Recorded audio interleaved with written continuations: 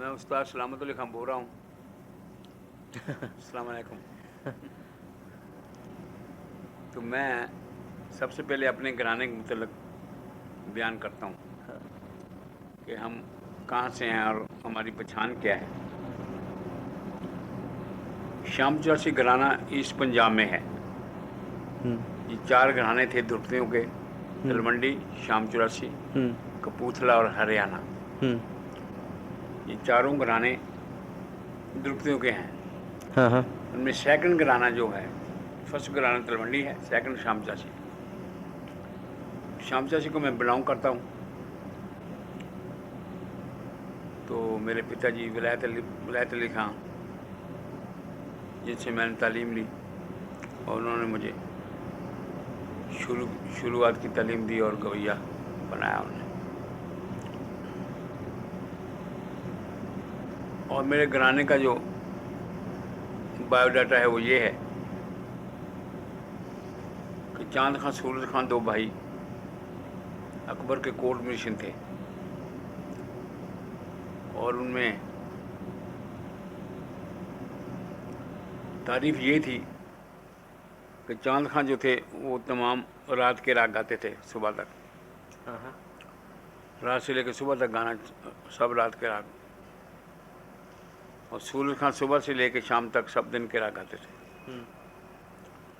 और 12-12 घंटे गाने का उनका ये था, लेकिन लगता था जैसे 2 घंटे का है।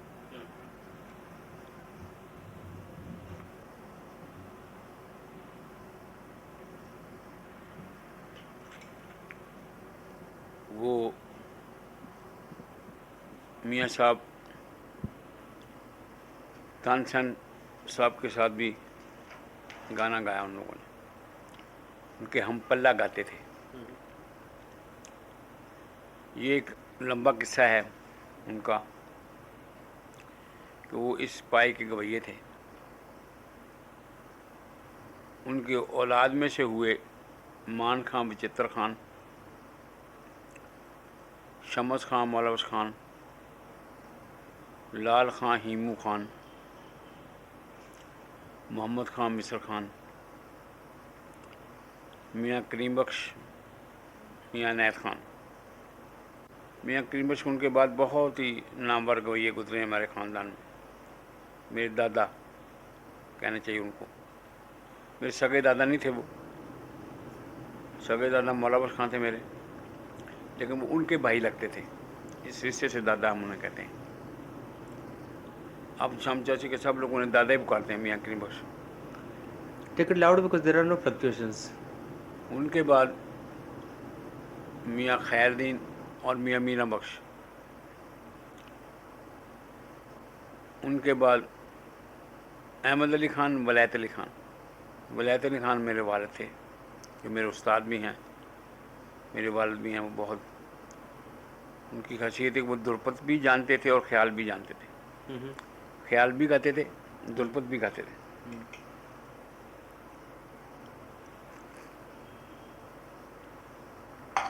उन्होंने हमें दुरपत की तालीम भी दी और ख्याल की तालीम भी दी, और कहा ख्याल गाना आप ज़माने के साथ मिलकर रहो। ये हमें तालीम दी। और मेरे बाद मेरे भाई हुए अख्तर अली, जाकर अली, सद्दक अली, नज़ाकत अली, सलामत अली। हम 2 भाई थे जो इकट्ठे गाए हैं 30 साल, 32 साल इकट्ठे गाए। अब मेरे बेटे गाते हैं, शराफत अली ख़ान बड़ा बेटा, लताफ़त अली ख़ान से छोटा, सखावत अली ख़ान उससे छोटा, शफ़क़त अली ख़ान सबसे छोटा बेटा मेरा, जो कोई ख्याल गाता है। और अल्लाह के फजल से बेटे मेरे ऑलराउंडर किस्म का भी है। ख्याल भी अच्छा गाते हैं, ठुमरी भी, काफ़ी भी, गज़ल तक, लाइट म्यूज़िक भी गाते हैं। तो ये खूबी है इनमें। अब शराफत अली का एक बेटा है, शुजात अली।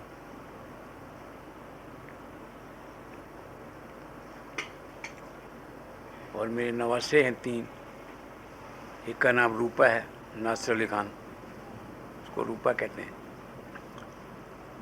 सुलेमान ख़ान, और सुल्तान खान, ये मेरे नवासे हैं। मेरा ख्याल है कि ये लोग भी गाएंगे। एक बीवी है मेरी और 4 बेटियां हैं, 8 बच्चे हैं मेरे। वो आप बता रहे थे कोई वो छोटे हैं, वो अभी गाते हैं तिलवाड़े में ख्याल। अभी शुजात अली की बात करता हूँ, जो मेरा पोता है, हाँ। वो अभी से ख्याल गाता है। हम्म, लेकिन ये नहीं ठेके वेके में अभी नहीं गाता, 3 साल का है, अभी बहुत छोटा है। लेकिन वो मुश्किल से मुश्किल उसको चीज़ें पसंद है। अच्छा। ख्याल गाएगा, तोड़ी का ख्याल, रागेश्वरी का ख्याल, मालका उसका ख्याल गाता है। ठुमरी गाएगा पहाड़ी की, हम्म, मार डाला नजरिया मिला के। हम्म, गज़ल जो मुश्किल गज़ल होती है वो उसकी तरफ वो गुनगुनाएगा। उसे पता चलता है इसका रूप बहुत अच्छा है, ये जब बहुत जल्दी गवैया बनेगा।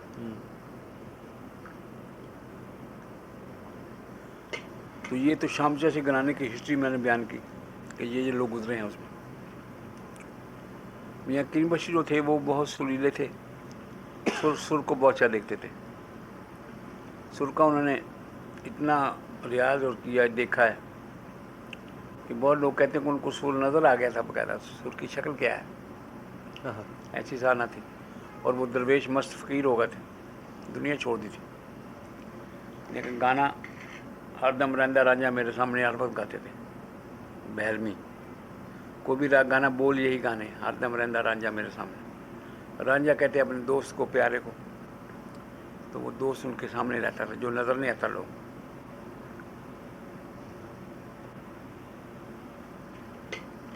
मियाँ साहब को हम गवैया भी मानते हैं और पीर भी मानते हैं,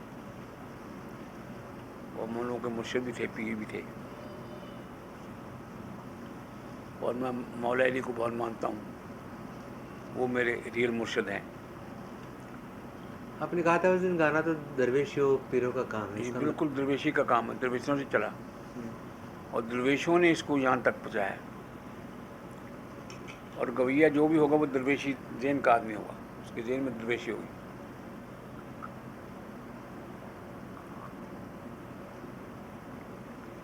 गवैया को साधु होना चाहिए,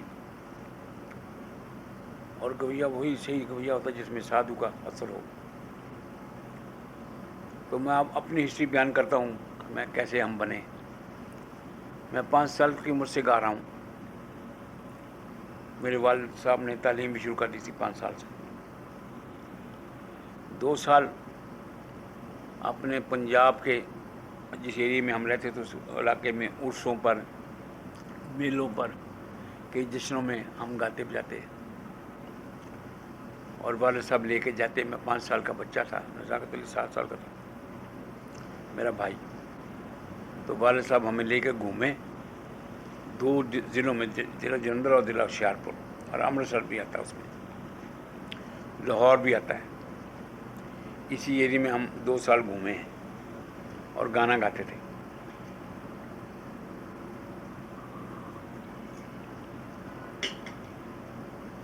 वहाँ उस वक्त लहलपुर म्यूज़िक कॉन्फ्रेंस हुई थी, लहलपुर में सरदार संत प्रकाश सिंह होते थे, SP पुलिस, बहुत शौकीन थे म्यूज़िक के। ध्रुपद की गायकी को बहुत पसंद करते थे। ध्रुपद की गायकी को पसंद करते थे, लेकिन वो ख्याल भी सुनते थे। उन्होंने लहलपुर में दक्षिण से गवैये बुलाए, पूना से। उस वक्त पंडित ओमकार नाथ, नारायण राव व्यास, विनायक राव पटवर्धन, इन लोगों का बड़ा नाम था पंजाब में। इन लोगों को उन्होंने लहलपुर में बुलाया। तो मैं उस पर 6 साल का था, हमने भी हिस्सा लिया उस कॉन्फ्रेंस में, म्यूज़िक कॉन्फ्रेंस उसका नाम रखा था।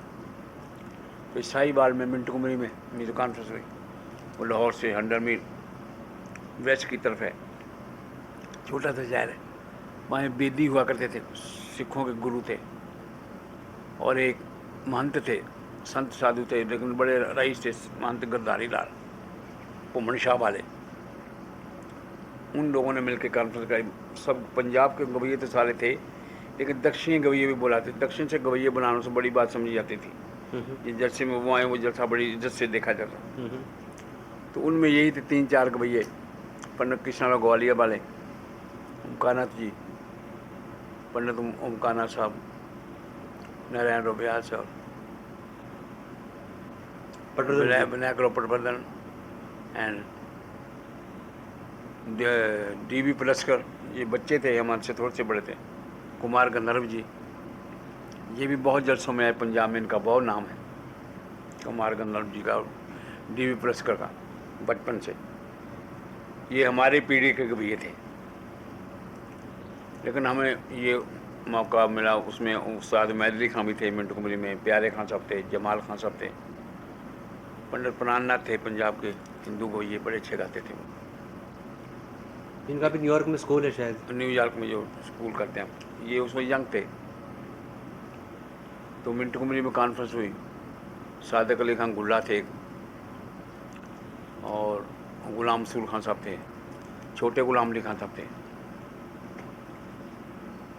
तो उस कॉन्फ्रेंस में हम थे, मैं 6 साल की एज में था। उसके बाद लाहौर में एक कॉन्फ्रेंस पंडित जीमल लाल मट्टू हुए हैं, हाँ। बड़े समझदार थे वो, उन्होंने कॉन्फ्रेंस कराई थी, जिसमें ये कॉन्फ्रेंस हुई है मेरा ख्याल 40 में 41 में, 49 में ऐसे हुई। मैं उसी एज में था, 6-7 साल की एज में था। उसमें हम थे दोनों भाई, और पंडित रविशंकर को फर्स्ट टाइम पंजाब में उन्होंने बुलाया था। पंडित रविशंकर उसमें बिल्कुल यंग थे, लड़के लगते थे, 16-17-18 साल की एज में हो गए, 20 की एज में हो गए। पंडित साहब आए और उस्ताद अमीर खां आए, इंदौर वाले, ये भी यंग थे, बहुत यंग थे। तो लाहौर में ये गाना YMCA हॉल है लाहौर, अब भी है वो हॉल, YMCA, उसमें म्यूज़िक कॉन्फ्रेंस हुई। उसमें अख्तर हुसैन खां गाए थे, अमान तली फ़तेह अली के बाद। अमान तली फ़तेह अली साथ थे, छोटे छोटे थे, गाए नहीं थे, हम गाए थे उसमें। जम्मू में कॉन्फ्रेंस हुई, यही बैच जम्मू में गए, रविशंकर साहब नहीं गए, आमिर खान साहब, अब्दुल खान बिल्टू वाले, बीनकार, पंडित प्राणनाथ और हम दोनों भाई जम्मू में 2 दिन की म्यूजिक कॉन्फ्रेंस हुई, उसमें हिस्सा लिया। लेकिन 7 साल की जब मैं एज में पूरा किया 7, तो हरबल्ब के जलसे में मैंने हिस्सा लिया। हरबल्ब का जलसा बहुत बड़ा फंक्शन था पंजाब में, हरिबल्लभ संगीत सम्मेलन, उसके बाद अमृतसर होलियों का जलसा होता था। ये 2 जलसे पंजाब में बहुत माने हुए थे। तो हरबल्लभ में जब 7 साल का मैं था, 9 साल का नज़ाकत अली खान, जब हिस्सा लिया उसमें, तो बड़े मारे वाले सामने बड़ी कोशिश से टाइम लेकर दिया, वो टाइम नहीं दे रहे थे, बहुत छोटे बच्चे हैं, ये क्या गाएंगे, इतना बड़ा स्टेज है। उन्होंने कहा नहीं, ये गा सकते हैं, आप टाइम दें। तो इस शर्त पर टाइम दे कर हमारे बुजुर्गों ने हरबल्लभ का जलसा शुरू किया था। मियाँ करीम बख्श उसमें पहले गवैये थे जो गाए थे, तो हरबल्लभ का जलसा शुरू हुआ, तो बहुत अरसा गाते रहे। उन्होंने कहा ये शाम चासी वालों ने जलसा स्टार्ट किया था, बाबा हरबल्लभ जी के साथ वो भी गाना गाते थे, द्रुपदी थे बहुत अच्छे, ये उनकी औलाद है, इनको टाइम दो। सुबह के टाइम हमें टाइम दिया, मियाँ की टोड़ी गाई 1 घंटा, तिलवाड़े का ताल और 3 ताल और 1 ताला, और उस गाने से हमारा पूरे हिंदुस्तान में नाम हो गया, क्योंकि हिंदुस्तान से बहुत गवैये जाते थे वहाँ। तो गवैयों ने फिर आके जिक्र किया यहाँ लोगों से, 2 लड़के गाते हैं पंजाब में बहुत, जिनमें मेजर पंडित उमकाना थे और पंडित कृष्णराव ग्वालियर वाले। उसमें बेदी दीपचंद भी वहाँ थे, नारायण व्यास, पटवर्धन, DB पलस्कर और प्यारे इमामुद्दीन, पंजाब के खुदा बख्शा मशदुर्ग थी, मोहम्मद बख्शा आने वाले, मुबारक अली खान महालों वाले, और जमाल खान साहब, उमैद अली खान साहब, नियाज हुसैन शामी, बड़े गुलाम अली खान, उस फंक्शन में मौजूद थे सब, तवक्कुल हुसैन खां। लेकिन हमारा बड़ा कामयाब जलसा हुआ, सब लोगों ने बहुत सराहा,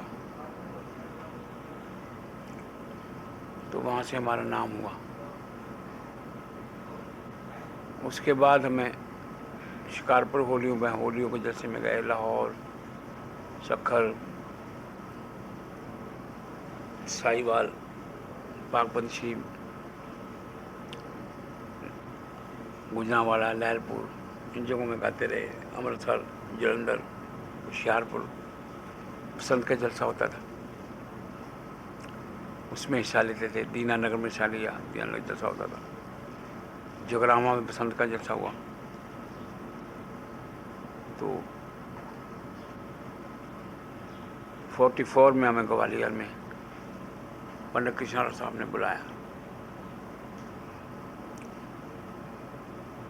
ग्वालियर में 2 दिन का जलसा था, शंकर गंधर्व विद्यालय की तरफ से। शंकर म्यूजिक कॉन्फ्रेंस उसका नाम था, उसमें हम थे। पंजाब से, पंजाब को हमने प्रेरण किया। पंडित कृष्णा राव साहब ने बुलाया था हमें। और हिंदुस्तान के सब बड़े बड़े गवैये थे, ये सारे जिनके मैं नाम ले चुका हूँ। दक्षिण के गवैये, इनको दक्षिण के गवैये हम कहते थे, पंजाब सारा। उनमें नारायण राव व्यास प्रवर्धन थे, विनायक राव प्रवर्धन। कृष्णराव पंडित तो थे ही, जलसा करा रहे। उसमें रजब अली खान साहब को मैं फर्स्ट टाइम देखा, दीवास वाले। उनका गाना भी कॉन्फ्रेंस में सुना। मिजाजन बहुत गर्म मिजाज थे वो, और गवैये इतने बड़े थे, बहुत बड़े गवैये थे। मुझे इतनी समझ भी नहीं थी उस वक्त, लेकिन मैं चूँकि गाता था इसलिए मैं काफ़ी चीज़ें समझता था। बच्चा था, लेकिन मैं होशियार बच्चा था, गाना बजाना गाता था।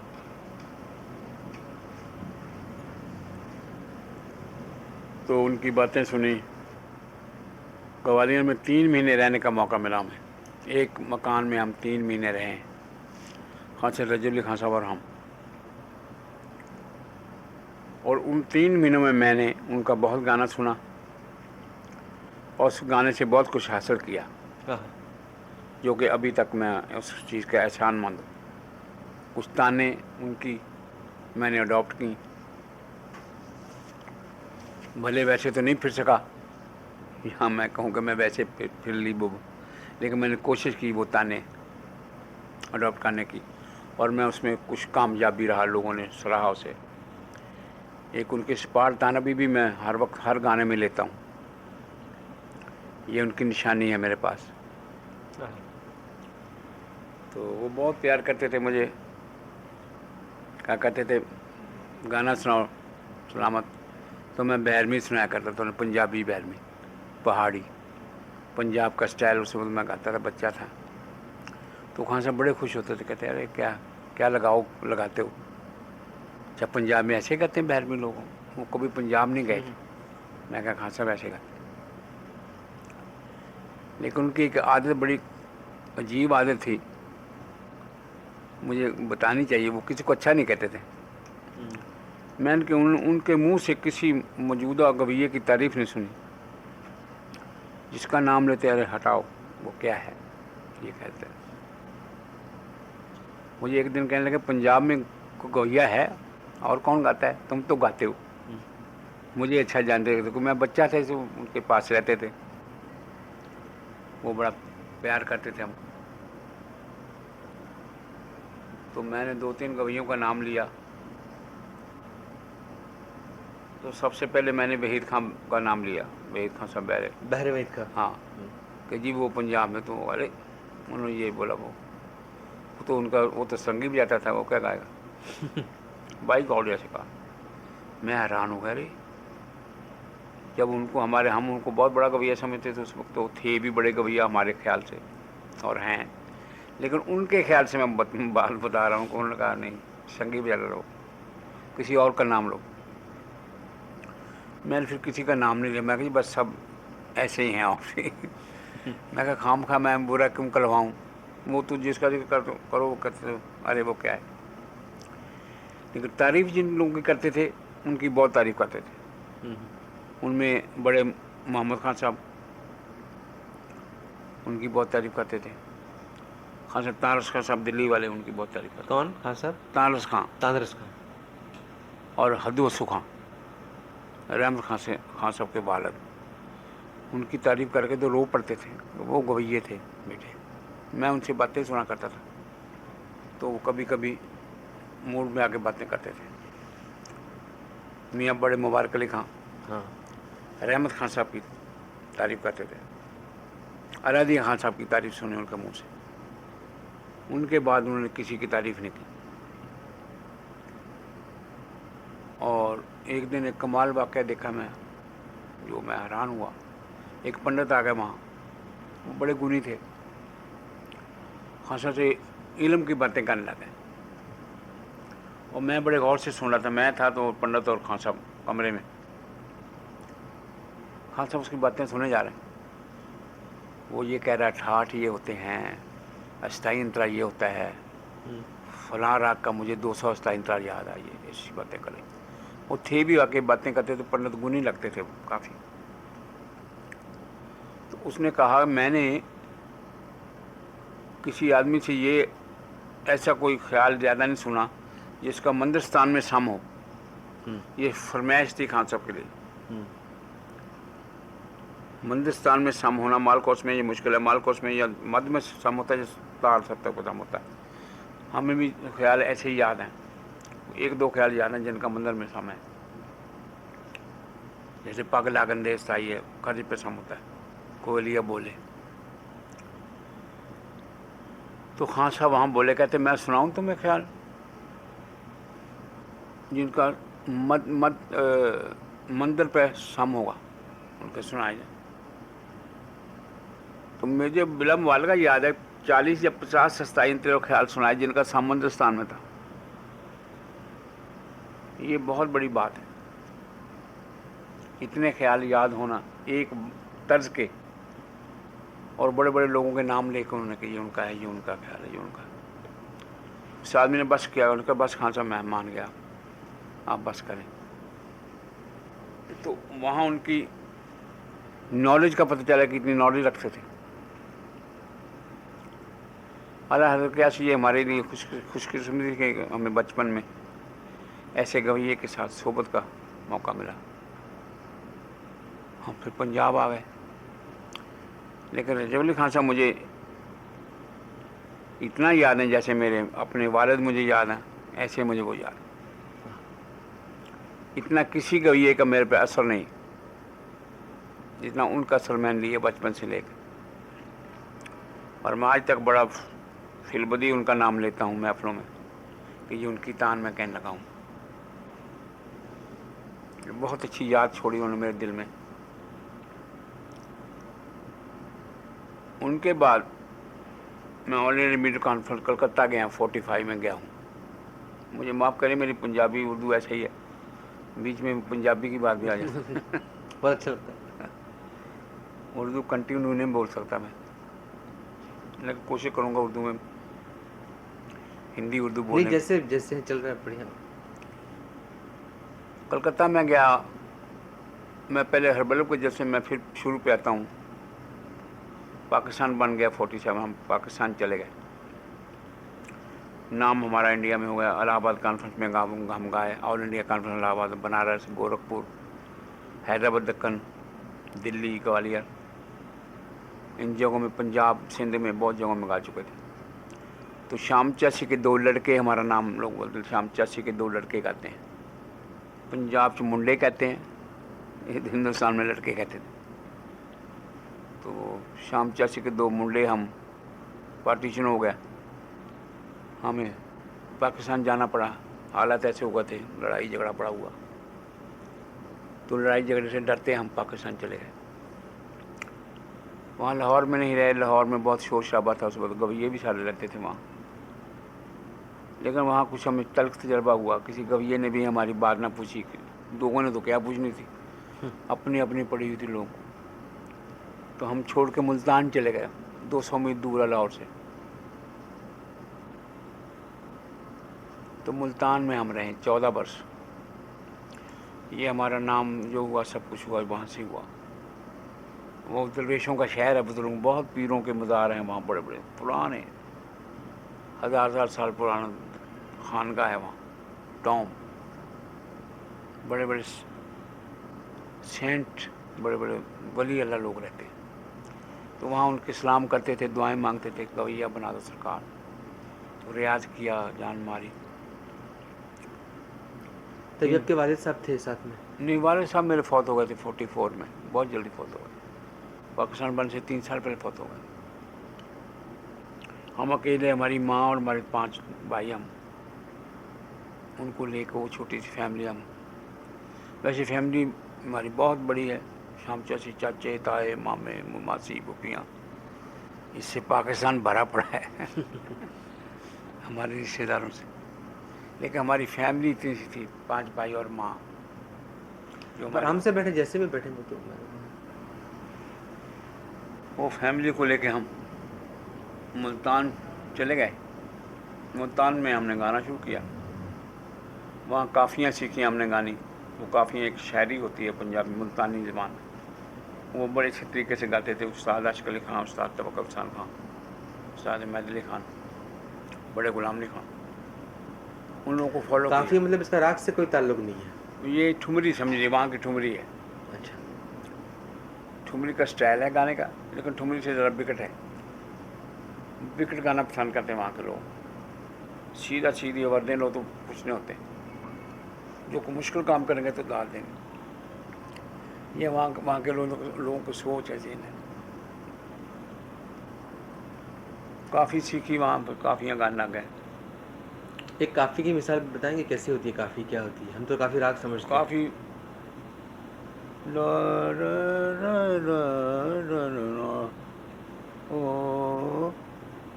ओ ने तांबल हाँ। ओ खलाय सिक पल पल दे मार मुझा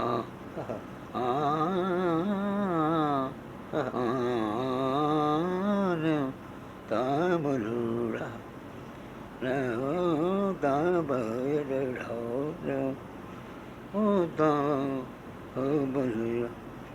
इस तरह गाते थे आशिक अली खान साहब। तो उनको अडॉप्ट किया हमने। काफ़ी में हमारा बहुत नाम हुआ उस इलाके में। पहले राग सुनाया लोगों को, राग का बहुत कम चर्चा था वहाँ, लेकिन राग सुना के हमने फिर काफ़ी सुनाई।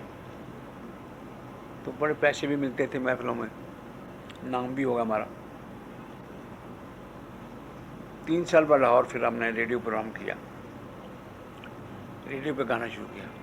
तो हिंदुस्तान में फिर पता लगा लोगों को कि हम जिंदा हैं। कुछ लोगों ने ऐसे बात उड़ा दी थी कि वो पार्टीशन में मारे गए, ये हुआ लड़ाई में। 3 साल हमारा पता ही नहीं था हम कहाँ। एक छोटे से मुल्तान के इलाके में, रियासत बावलपुर में हम फिरते थे, देहातों में, गाँव में। और जंगलों में लोग गाना सुनते हैं, जंगलों में बैठे हैं लोग, ज़िम्मेदार लोग, वो बुलाते थे। और उनके 3 साल गाना सुना। जब रेडियो में प्रोग्राम पहला किया तो उस वक्त हम गवैये बन चुके थे। मैं 17-18 साल का हो गया था उस वक्त। चले हम 20 साल हम फुल गवैये बन गए। तो लाहौर में आके हम रेडियो प्रोग्राम 2-3 प्रोग्राम किए तो हम बहुत मशहूर हो गए पाकिस्तान। मतलब जो आपकी आमद है, जो आपका एक अपना अंदाज़ है, वो आप लोगों ने बैठ करके उसको बनाया? वो कुदरती बनता गया, कुदरती बनता गया। जैसा हमारे ज़हन का सोच थी वैसी होती गई। कुछ लोगों को फॉलो किया, आशिक अली खान साहब थे, इनको तवक्कुल खान साहब, बड़े गुलाम अली खान, ये लोग मेरे आइडियल थे उस वक्त। इनको सामने रख के रियाज किया, लेकिन गाना उससे उनसे अलग बनाया, ये सोच थी। अगर वैसे गाएंगे तो वो तो कोई सुनेगा नहीं, वो तो गाते हैं सामने बैठ। उनकी मदद लेके वो और अंग बनाया, जो अब तक वो जो हमारा शामचा से घराने का अंग बन गया, जिस अंग को लोग मेरा अंग कहते हैं, सलामत अली खान का अंग है ये, वो ये अंग तैयार हो। लाहौर में हम गाए रेडियो में, तो हिंदुस्तान में पता चला कि वो 2 भाई जिंदा हैं और पाकिस्तान में हैं। 2 साल के बाद हलबल की वजह से हमें बुलाया गया। पर जब ये आपका अंग जब बन रहा था, तो लगता है कि आपका तबले, या तो आप बड़ा इसका अंदाज़ होगा, आप बजाते होंगे तबला? तबला मैं खुद बजाता था। अच्छा। खुद ठेका लगा के खुद रियाज करना था। हुँ। और फिर हमने एक तबलिया भी रखा था मुल्तान में, हुँ। जिसको पेड़ देते थे, हुँ। वो हमारा रियाज करता था। तबले के साथ हमने बहुत रियाज किया। तानपुरा नजाकत लेते थे, मैथ मंडल पकड़ लिया था हुँ। बचपन से। तो मुल्तान रियाज करने का मौका हमें बहुत। तबला भी आपने बजा लिया? तबला भी बजाता था साथ कभी, जब तबलिया नहीं आता था। हुँ। वैसे तबले का शौक था मुझे, हुँ। गाने के अलावा तबला बजाया करता था। हुँ। हारमोनियम बहुत अच्छा बजाता था मैं। हुँ। हारमोनियम का परफॉर्मर भी किया मैंने कई, राग बजाता था हुँ। हारमोनियम पे। अच्छा, सितार बजाने का शौक था, थोड़ी सी सितार भी बजाई, लेकिन गाने को मेजर रखा। तो मालिक ने गाने में बरकत डाल दी। जो गाना गाते हैं, जो गा रहे थे, दुनिया खुश होने लगी। अलकिस्सा हम रबल में आए 53 में दोबारा, तो बहुत अच्छा परफॉर्मेंस हुआ। इंडिया के पंजाब में पहले भी लोग हमें जानते थे, बड़े खुश हुए हमारा गाना सुन के, हमारे इलाके के लोग थे। फिर हम 54 में आए जनरल दोबारा। तो ज़माने में रविशंकर साहब आए यहाँ, बड़ा इनका चर्चा, और सितार बहुत छिप जाते थे उस वक्त। ये यंग तो नहीं थे, लेकिन बुजुर्ग भी नहीं थे, बिल्कुल जैसे एक यंग आदमी होता है, ऐसे इस एज में थे। बड़े खूबसूरत थे रविशंकर। सितार भी उतने छिप जाते थे। हमने पहले अच्छी सितार इनकी सुनी। मैंने वलैत खां को इनके बाद सुना, तो मुझे ये लगा रविशंकर जैसे सितार बजाते हैं, तो कोई सितार नहीं बजाता। तो इन्होंने हमारा गाना सुन के बहुत खुश हुए। हम 3 घंटे मियाँ की मल्हार गाए थे। 3 घंटे? सवा 3 घंटे। तो पंडित जी ने बहुत खुश होकर हमें कहा कि भैया मैं तुम्हें कलकत्ते बुलाऊंगा, तुम आओगे? मैं कहा जी बोलिए। तो हिंदुस्तान में गाना चाहते हैं जाके? हिंदुस्तान तो जगह है गाने की। इन्होंने फिर जाके पहले हमें दिल्ली बुलाया, कॉन्स्टिट्यूशन क्लब में कॉन्फ्रेंस में। उसमें हमारा नाम हुआ इंडिया में। उसमें बड़े गुलाम अली खां पहली दफ़ा हमें इंडिया में महफिल में मिले। जो हमारा गाना सुन के खुश नहीं हुए वो, बल्कि थोड़े से नाराज़ हुए कि तुम हिंदुस्तान क्यों आ रहे हो। मैं कहा हम हिंदुस्तान में आके गाएंगे तो पता चलेगा कि हम क्या गाते हैं। हाँ। यहाँ लोग गाना सुनते हैं, समझते हैं। पाकिस्तान में तो लोग इतना समझते नहीं, चंद लोग हैं जो गाना समझते हैं, बहुत थोड़े हैं। तो ये तो जगह है गाने की हमें। लेकिन वो नाराज़ ही रहे दिल से। फिर पंडित साहब ने हमें बुलाया Calcutta all India music conference. पर उसके पहले जब इंडिया में मिले आप गुलाम अली खां साहब से, आपकी सोहबत उनके साथ नहीं थी पहले? पहले पाकिस्तान में रही थी, जब इंडिया था लाहौर में। हाँ। कलकत्ता में थोड़ी सी। उस वक्त हम उनसे बहुत मुतासर हुए, लेकिन उस वक्त गाना हमारा ये नहीं था, गाना बचपने का था। गाना लोग खुश होते, लेकिन बच्चों वाला गाते। जब जवान हो गए, हम गए, हम गवैये थे उस वक्त, तो वो उनको पसंद नहीं आया, पता नहीं क्यों। तो वो नाराज़ से हो गए। हमने फिर उनकी परवाह नहीं की। मैंने कहा ठीक है, देखा जाएगा जो होगा, गाना गाओ, सुनाओ लोगों जो पैदा किया, मेहनत की, जान मारी, उसका देखो क्या रिजल्ट निकलता है। रिजल्ट जाके आउट हुआ कलकत्ता में ऑल इंडिया म्यूजिक कॉन्फ्रेंस में। गुलाम अली खान साहब ने उस कॉन्फ्रेंस में जवाब दिए, गाए नहीं थे। लाला बाबू की कॉन्फ्रेंस थी। लाला बाबू बड़े मशहूर आदमी। जब हमारा सुना कि वो लड़के आ रहे हैं, तो गुलाम अली खान ने कहा मैं इतना बहुत पैसे बता दिए लूँगा। उनका नहीं, हम आप ड्रॉप कर दो, वो बच्चे आ रहे हैं वो गाएंगे। तो सारे बड़े बड़े लोग थे उसमें। वो ये साल था जब DB पल्सर फौत हुई, उसी साल 55 में। उनका फ़ोटो लगा हुआ था, जैसे उनकी सेरेमनी हो रही, डेथ सेरेमनी। सबको भैया आमिर खान साहब को पहली दफ़ा वहाँ सुना मैं हिंदुस्तान के ज़माने में। केसर भाई को सुना, मोगो भाई को सुना, गंगो भाई हंगल को सुना, हीरा भाई बुरदकार, ये सब थी। रविशंकर, अली अकबर खान, वलैत खां का स्टार पहली दफ़ा वहाँ सुना। हाफिज़ अली खान साहब, अमजद अली के वालिद, ये भी थे उसमें, सरोज बजाए। बेदी दिलीप चंद्र, बहुत बड़ी कॉन्फ्रेंस होती थी ऑल इंडिया म्यूजिक। लेकिन अलकिस्सा उसमें हमारा गाना बहुत कामयाब हुआ, 2 सिटिंग हम गाए और 2 सिटकों से हमारा पूरे इंडिया में नाम हो गया, अखबारों में आया। ये गवैया भीमसेन जोशी भी वहाँ थे, पूना के काफ़ी, कुमार गंधर्व साहब भी थे उस गान पर। हाँ। हाँ, बल्कि एक बड़ा अच्छा हमने प्रोग्राम किया था, मुझे याद आ गया कि म्यूज़िक पे तबसरा किया था, तबसरा म्यूज़िक पे डिस्कशन करना। वो उसका टिकट लेके लोगों ने सुना आके। हाँ। तो उसमें 5 लोग थे। हम्म। दबीर खान साहब, वो कलकत्ता के बड़े गुनी आदमी, बड़े, वो क्या नाम फरमाया आपने? दबीर खान साहब, दबीर खान साहब। दबीर खान साहब बीनकार वो थे। हीराबाई बड़ोदकर थी, लक्ष्मी प्रसाद गुनी गंधर्व और कुमार गंधर्व जी और हम दोनों भाई। अच्छा। ये स्टेज पे डिस्कशन हुई थी। अच्छा। तो लोगों ने टिकट लेके आके सुनी डिस्कशन, म्यूजिक पे डिस्कशन हो रही। उस डिस्कशन में मेरी बात पे सबने फैसला दिया कि ये ठीक बात है। मेरे लास्ट में मेरा टाइम आया था, पहले सब बोले, लास्ट में मेरा नुक्कड़ में, तो सब लोगों ने कहा कि इन्होंने ठीक बात की। क्या कहा आपने? जब मेरी टाइम आया तो वो ख्याल पे बढ़ते, ख्याल की क्यों जरूरत पैदा, पहले अलाप पे फिर दुर्पद पे, ऐसे बात होती है, ख्याल क्यों पैदा हुआ?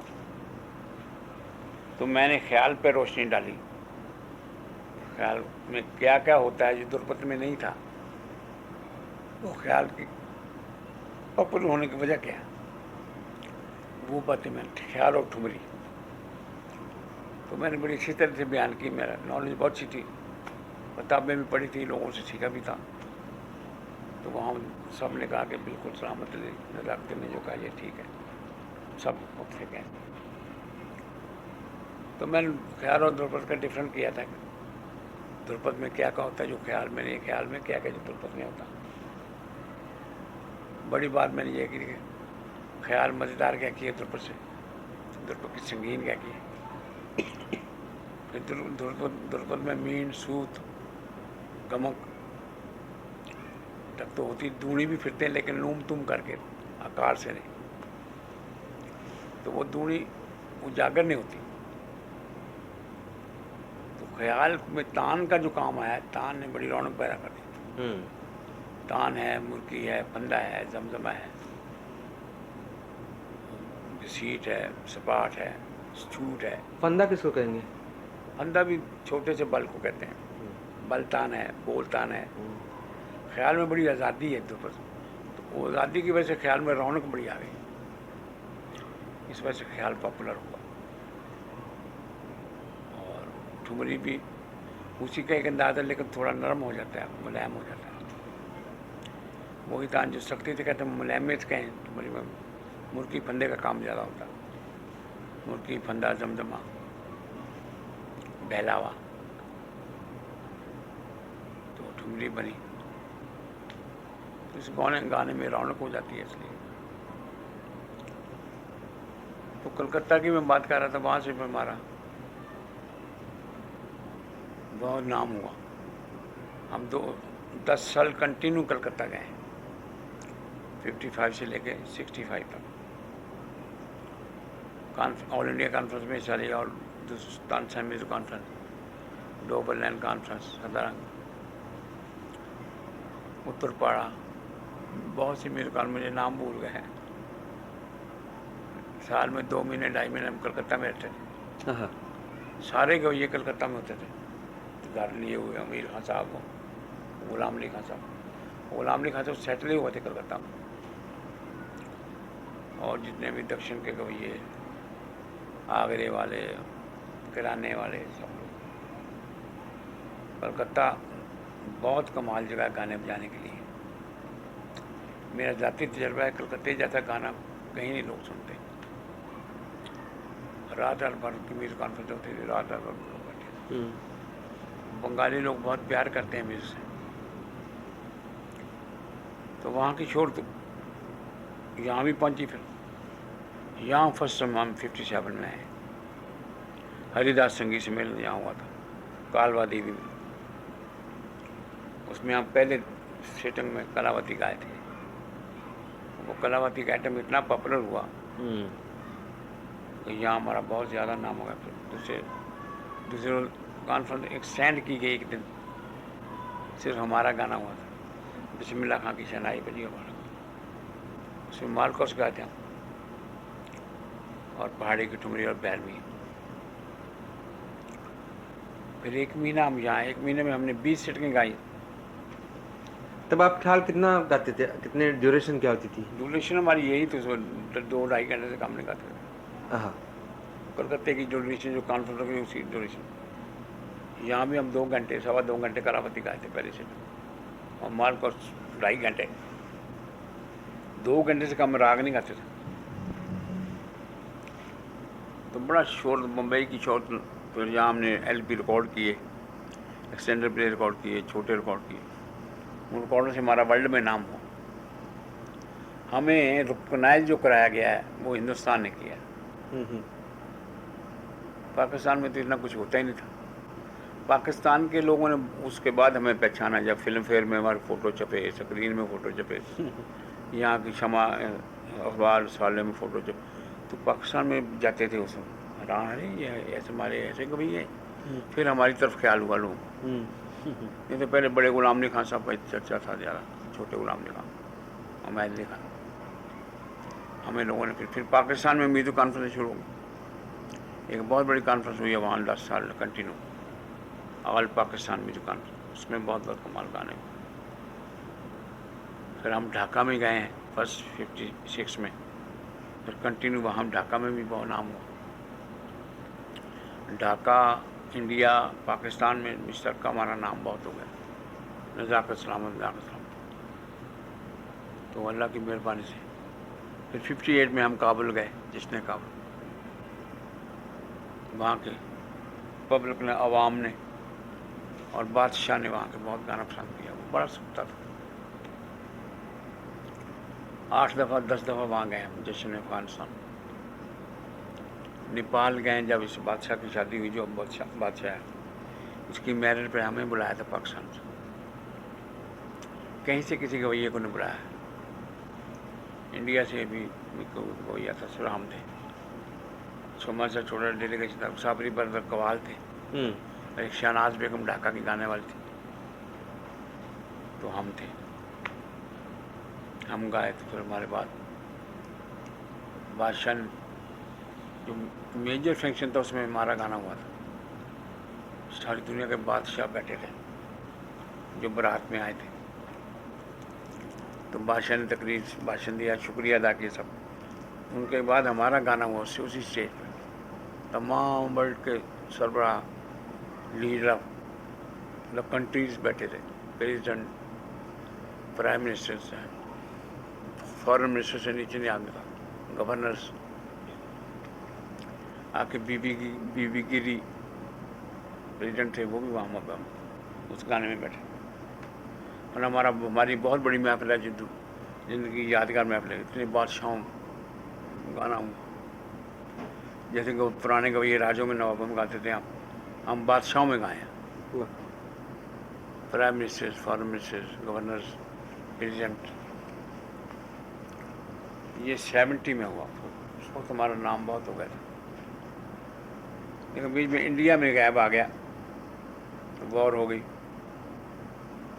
मेरे ख्याल से कब वॉर हुई? वो हुई अब 65 में।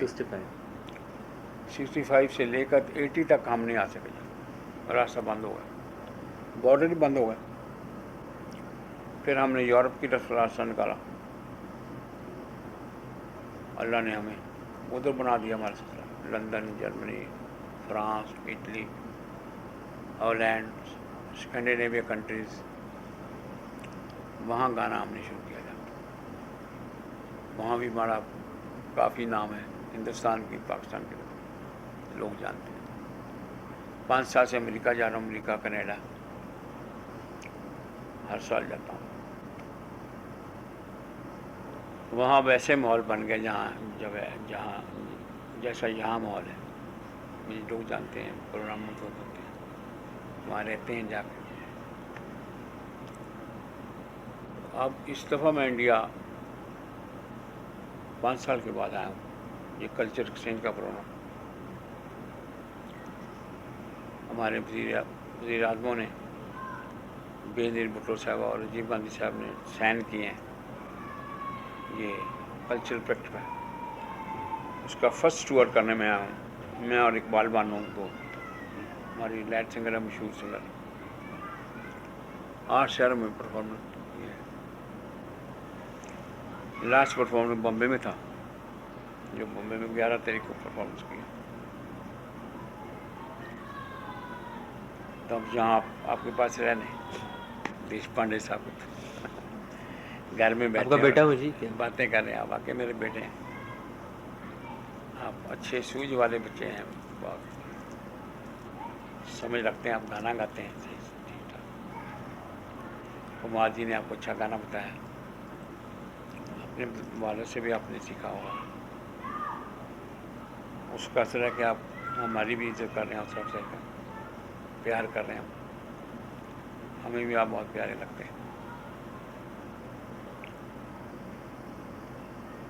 मेरी बात तो हिस्ट्री ख़त्म हो गई मेरी। अब मैंने जिन लोगों को सुना उनका पहले बताता हूँ क्या क्या।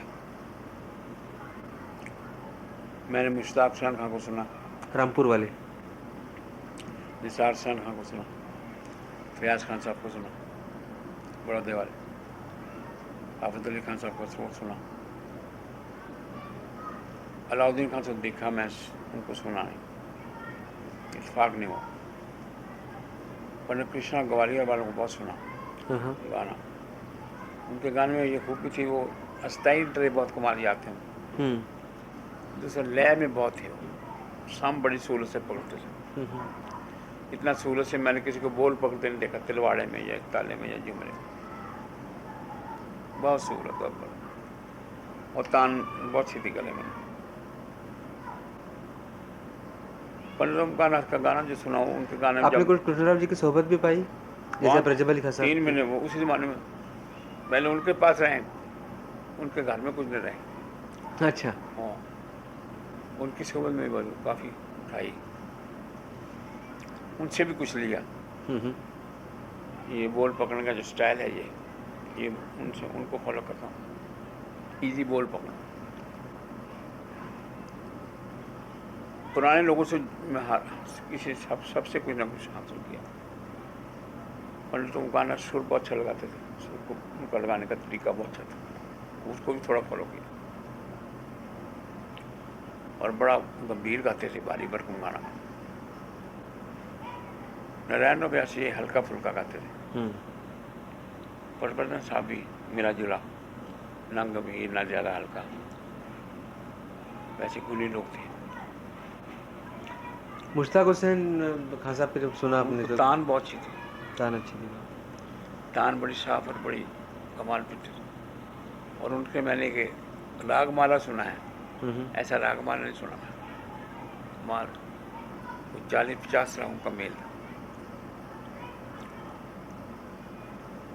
और पंजाब में आशिक अली खान का गाना मैं थोड़ा सा सुना है, रिकॉर्ड सुने, बहुत ज़बरदस्त गवैया थे, बहुत लय में थे, लय को बहुत अच्छा देखते थे और राग मुश्किल गाते थे। कौन? आशिक अली खान साहब। अच्छा, गुलाम अली खान साहब इनसे नहीं सीखे? उनके वो अली बख्श और काले खान जो उनके सीखे काले खान से हैं। हाँ, इनसे शागिर्दी की उन्हें, आशिक अली खान साहब, आशिक अली खान और अख्तर हुसैन खान। अमानत अली फतेह अली बहुत अच्छा गाए, हमारे बाद हमारे ज़माने के कवि हैं, 2 भाई पटियाले वाले। उमैद अली खान साहब सकड़ा राग गाते थे, बोल बहुत अच्छा पढ़ते थे, तान का काम बड़ा अच्छा करते थे। छोटे गुलाम अली खान तान के कविया थे, बहुत अच्छी ताने थे। वो इतनी ताने मारते थे, शुरू करते थे आदमी बोर हो जाता, लेकिन आखिर जाकर मजा लग जाता उनकी तानों से। तान नहीं मारते थे और बहुत तैयार जिन्हें कहना चाहिए। तवक्कुल खान साहब बहुत सुरीले थे, बलदार क्या कहते थे, बल, तान नहीं थे उनके गले में, बल बहुत बल थे, बल कमाल बनाते थे, बल से बल बनता जा रहा। और बड़ा सुर में, आवाज़ पतला था उनका, अब्दुल की वहाँ तरह लेडीज जिसे कहना चाहिए आवाज़, उनकी आवाज़ भी ऐसी थी। लेकिन बहुत बलदार और बहुत मुश्किल गाना गाते, बड़ा पूरा असर गाना। अब देखिए खान साहब के मैं रिकॉर्ड सुने हैं, बहुत अच्छा गाना गाते हैं, बहुत बड़े मुश्किल राग गाए हैं वो, बहुत अच्छे तरीके से गाए हैं, बड़े गवैयों ने कहना चाहिए। वहीद खान को सुना, वहीद खान के मैं रिकॉर्ड सुने बाद में। राग लोग कहते हैं आमिर खान साहब पर उनका कोई असर है? हाँ, ये बात सही है, आमिर खान साहब ने उनसे असर लिया, पूरा पूरा असर लिया। अलापी का? हाँ, अलाप का जो तरीका राग बढ़ने का था आमिर खान का, ये वहीद खान का था। वहीद खान साहब की आवाज़ ज़रा इतनी खूबसूरत नहीं थी, लेकिन वो जब गाते थे तो मज़ा पैदा हो जाता था कुछ टाइम के बाद। और राग को बड़े वादी से वादी को बड़ा ख्याल रख के गाते थे, राग जैसे गाना चाहिए इसी तरीके से गाते। तो आमिर खान साहब उनसे अडॉप्ट किया। आगे आमिर खान की आवाज़ बड़ी खूबसूरत थी, उनकी आवाज़ में आगे वो और खिल गया, खूबसूरत हो गया। उन्होंने, मेरा जहाँ तक ख्याल है आमिर खान के गाने का, जब बनपत उन्होंने वहीद खान की अडॉप्ट की, खान ने वो रजब अली खान साहब की स्टाइल को उन्होंने अपनाया। तो इन दोनों स्टाइलों को मिलाकर उनका अपना एक स्टाइल बन गया बाद में आमिर खान साहब। और ज़ाती तौर पे मुझे जो ये दो पसंद है, वो उसमें बड़ा गुलाम अली खान और आमिर खान। अच्छा, ये मुझे ज़ाती तौर पे पसंद है। आज मैं ये बात करता हूँ, जिन गवैयों को गाना सुनता हूँ, अब भी दिल करे तो मैं इनका गाना सुनता हूँ, इनके रिकॉर्ड बजा के तो बड़ा मज़ा लेता हूँ। ज़ाती तौर पर मुझे दो गवैये पसंद आए, उस्ताद बड़े गुलाम अली खान साहब। गुलाम अली खान साहब लाहौर में ही रियाज उन्होंने? ये है लाहौर के कसूर के हैं। कसूर के हैं। लाहौर के पास छोटा सा गाँव है, 40 मील पर। आपने उनका रियाज सुना है? मैंने उनका रियाज नहीं सुना, मैंने परफॉर्मेंस सुना। वो रियाज मेरी होश से पहले बड़े मेरे बाप की उम्र के थे गुलाम अली खान। रियाज उनका एक दो दफ़ा सुना हो थोड़ा सा, लेकिन परफॉर्मेंस मैंने उनके काफ़ी सुने था, कलकत्ता में, पंजाब में। उनका गाना बहुत सुना और मुझे गाना बड़ा पसंद था, अब भी पसंद है उनका गाना। आमिर खान साहब का गाना भी पसंद है। बाकी आजकल के जो गवैये गा रहे हैं, उनमें भीमसेन जोशी, जेसल पंडित साहब, वलैत खान साहब, स्टार बजाते हैं, रविशंकर साहब, बिस्मिल्लाह खान, अमजद अली खान और लता मंगेशकर साहबा का गाना मुझे पसंद है। बहुत सुरीला गाती हैं और बड़ा पुरअसर गाना गाती हैं, वो भी पसंद है मुझे। और पाकिस्तान के गवैयों में मुझे, पर आज खान साहब, आप मुझे माफ़ करें, जैसे मैंने आपको सुना है कुछ दिनों से जी, आज गुलाम अली खान साहब का गाना बड़ा ख्याल उनका बहुत सिंपल लगता है। हाँ, ये बात आप ठीक कहते हैं, आज सिंपल लगता है, लेकिन आज से 30-40 साल पहले सिंपल नहीं लगता था उनका गाना, बड़ा बिगड़ लगता था। या तो उस वक्त गवैये सीधा गाते थे, या दूसरे जो गवैये थे ऐसा इतना बिगड़ नहीं गाते थे। तो गुलाम अली खान का गाना बहुत बिगड़ लगता था। आज गाना और बिगड़ कर दिया गया और मुश्किल कर दिया गया। मेरी सोच जो है, मैं और मुश्किल करना चाहता हूँ और मुश्किल कर रहा हूँ। मुश्किल चीज़ें पसंद करता हूँ। ऐसे मेरे बच्चे हैं, मेरे शागिर्द हैं, और भी गाने वाले, फ़तेह अली खान हैं पटियाले वाले, मुश्किल गाते हैं। तो गाना मुश्किलात हो गया, इसलिए उनका गाना सीधा लगने लगा। ये एक पंजाब घराने की, मतलब घराना मतलब एक पर्टिकुलर घराना नहीं बोल रहा हूँ, पंजाब के स्टाइल जो है, इसका ये फिलोसफी है मेरे ख्याल से। बिल्कुल, इस फिलोसफी बड़ी है। बिगड़ गाने को ज़्यादा पसंद करते हैं पंजाब के लोग। गाना भी बिगड़ गाएंगे, सुनने वाले बिगड़ पसंद करते। तो जितना बिगड़ होता जाएगा उतना खुश होंगे। अच्छा, जितना स्टेट गाएंगे वो नहीं मानते। तो स्टेट गाना भी अपनी जगह बहुत ठीक गाना है, विकेट भी बहुत अच्छा गाना, मैंने सारे गानों को ट्राई किया। वहीद खान साहब का मेरे पे बड़ा असर है, मैं बचपन में वहीद खान को फॉलो करता हूँ, उनके स्टाइल की बहलावे कहने की कोशिश करता हूँ।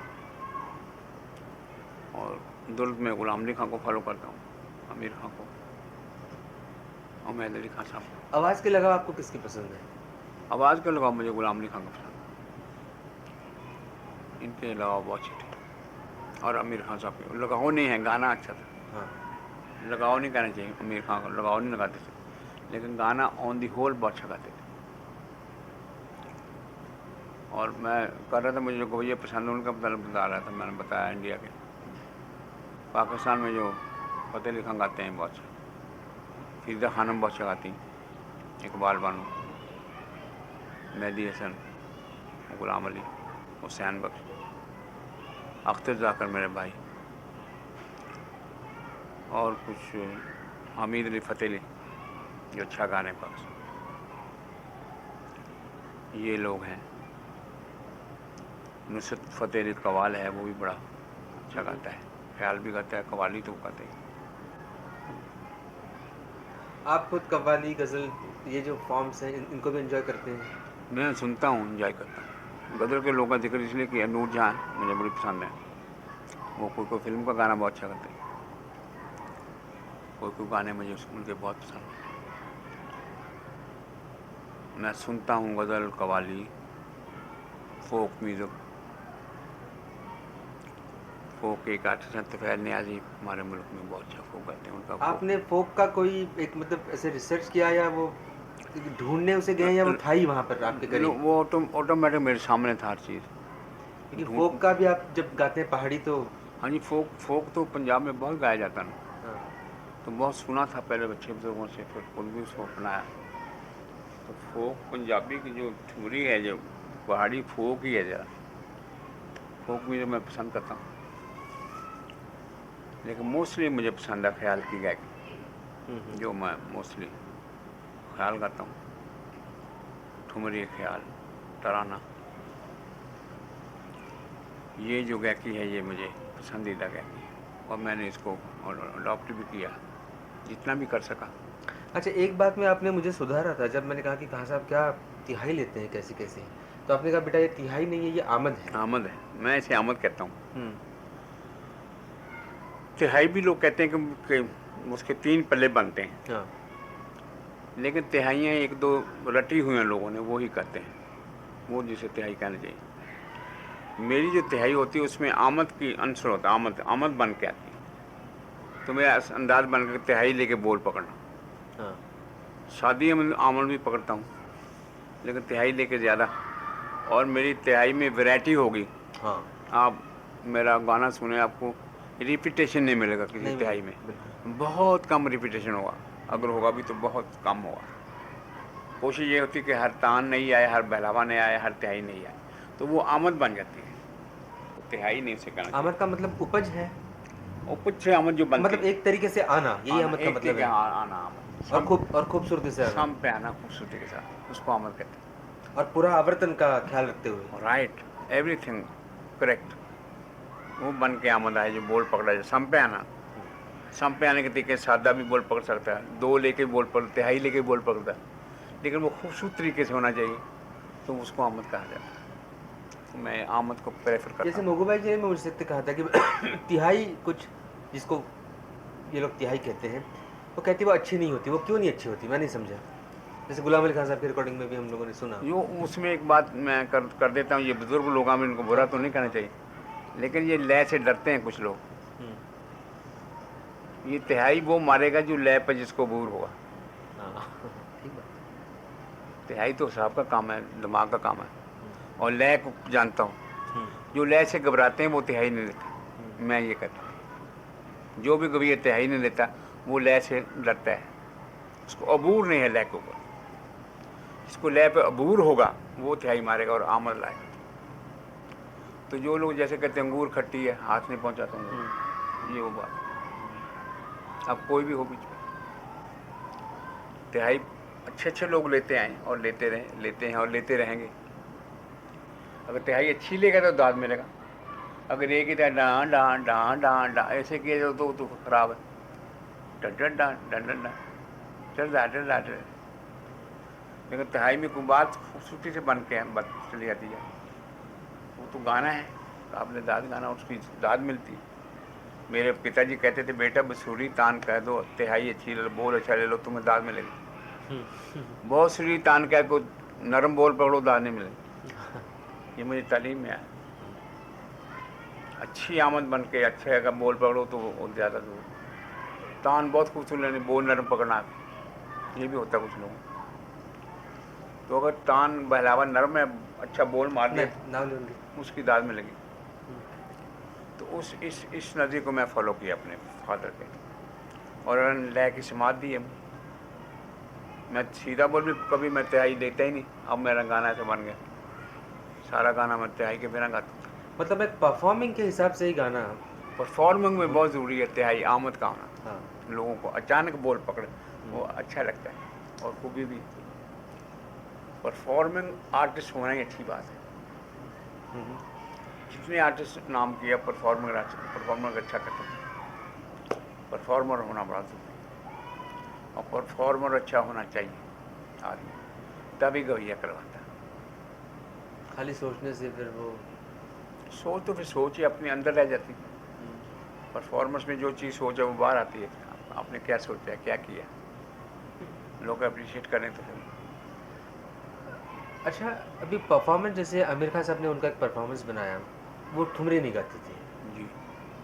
और आपने मुझे कहा कि आपने बड़ी उनकी अच्छी ठुमरी और गज़ल कि सुनी। मैंने सुनी नहीं, लोगों से सुना। लोग कहते थे कि वो जब दिल्ली में थे, नए नए आए, तो उस वक्त गज़ल ठुमरी बहुत अच्छी गाते थे। तो एक गज़ल कुछ लोगों ने सुनी होगी तो कहा।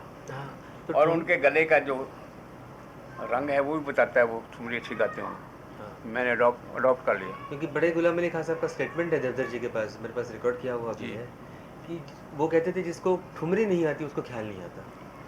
मैं आता हूँ। हाँ।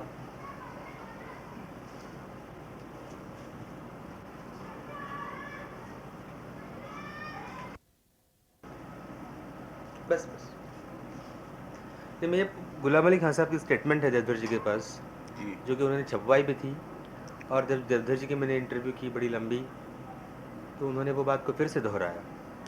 वो कहते थे, और वो वॉइस कल्चर वो अमेरिका से पढ़ के आए, तो वो गुलाम अली खान साहब के तो ऐसे ही आशिक थे और बहुत वो उनकी इज्जत करते हैं वॉइस कल्चर के हिसाब से भी। गायकी का वो दूसरा रहा।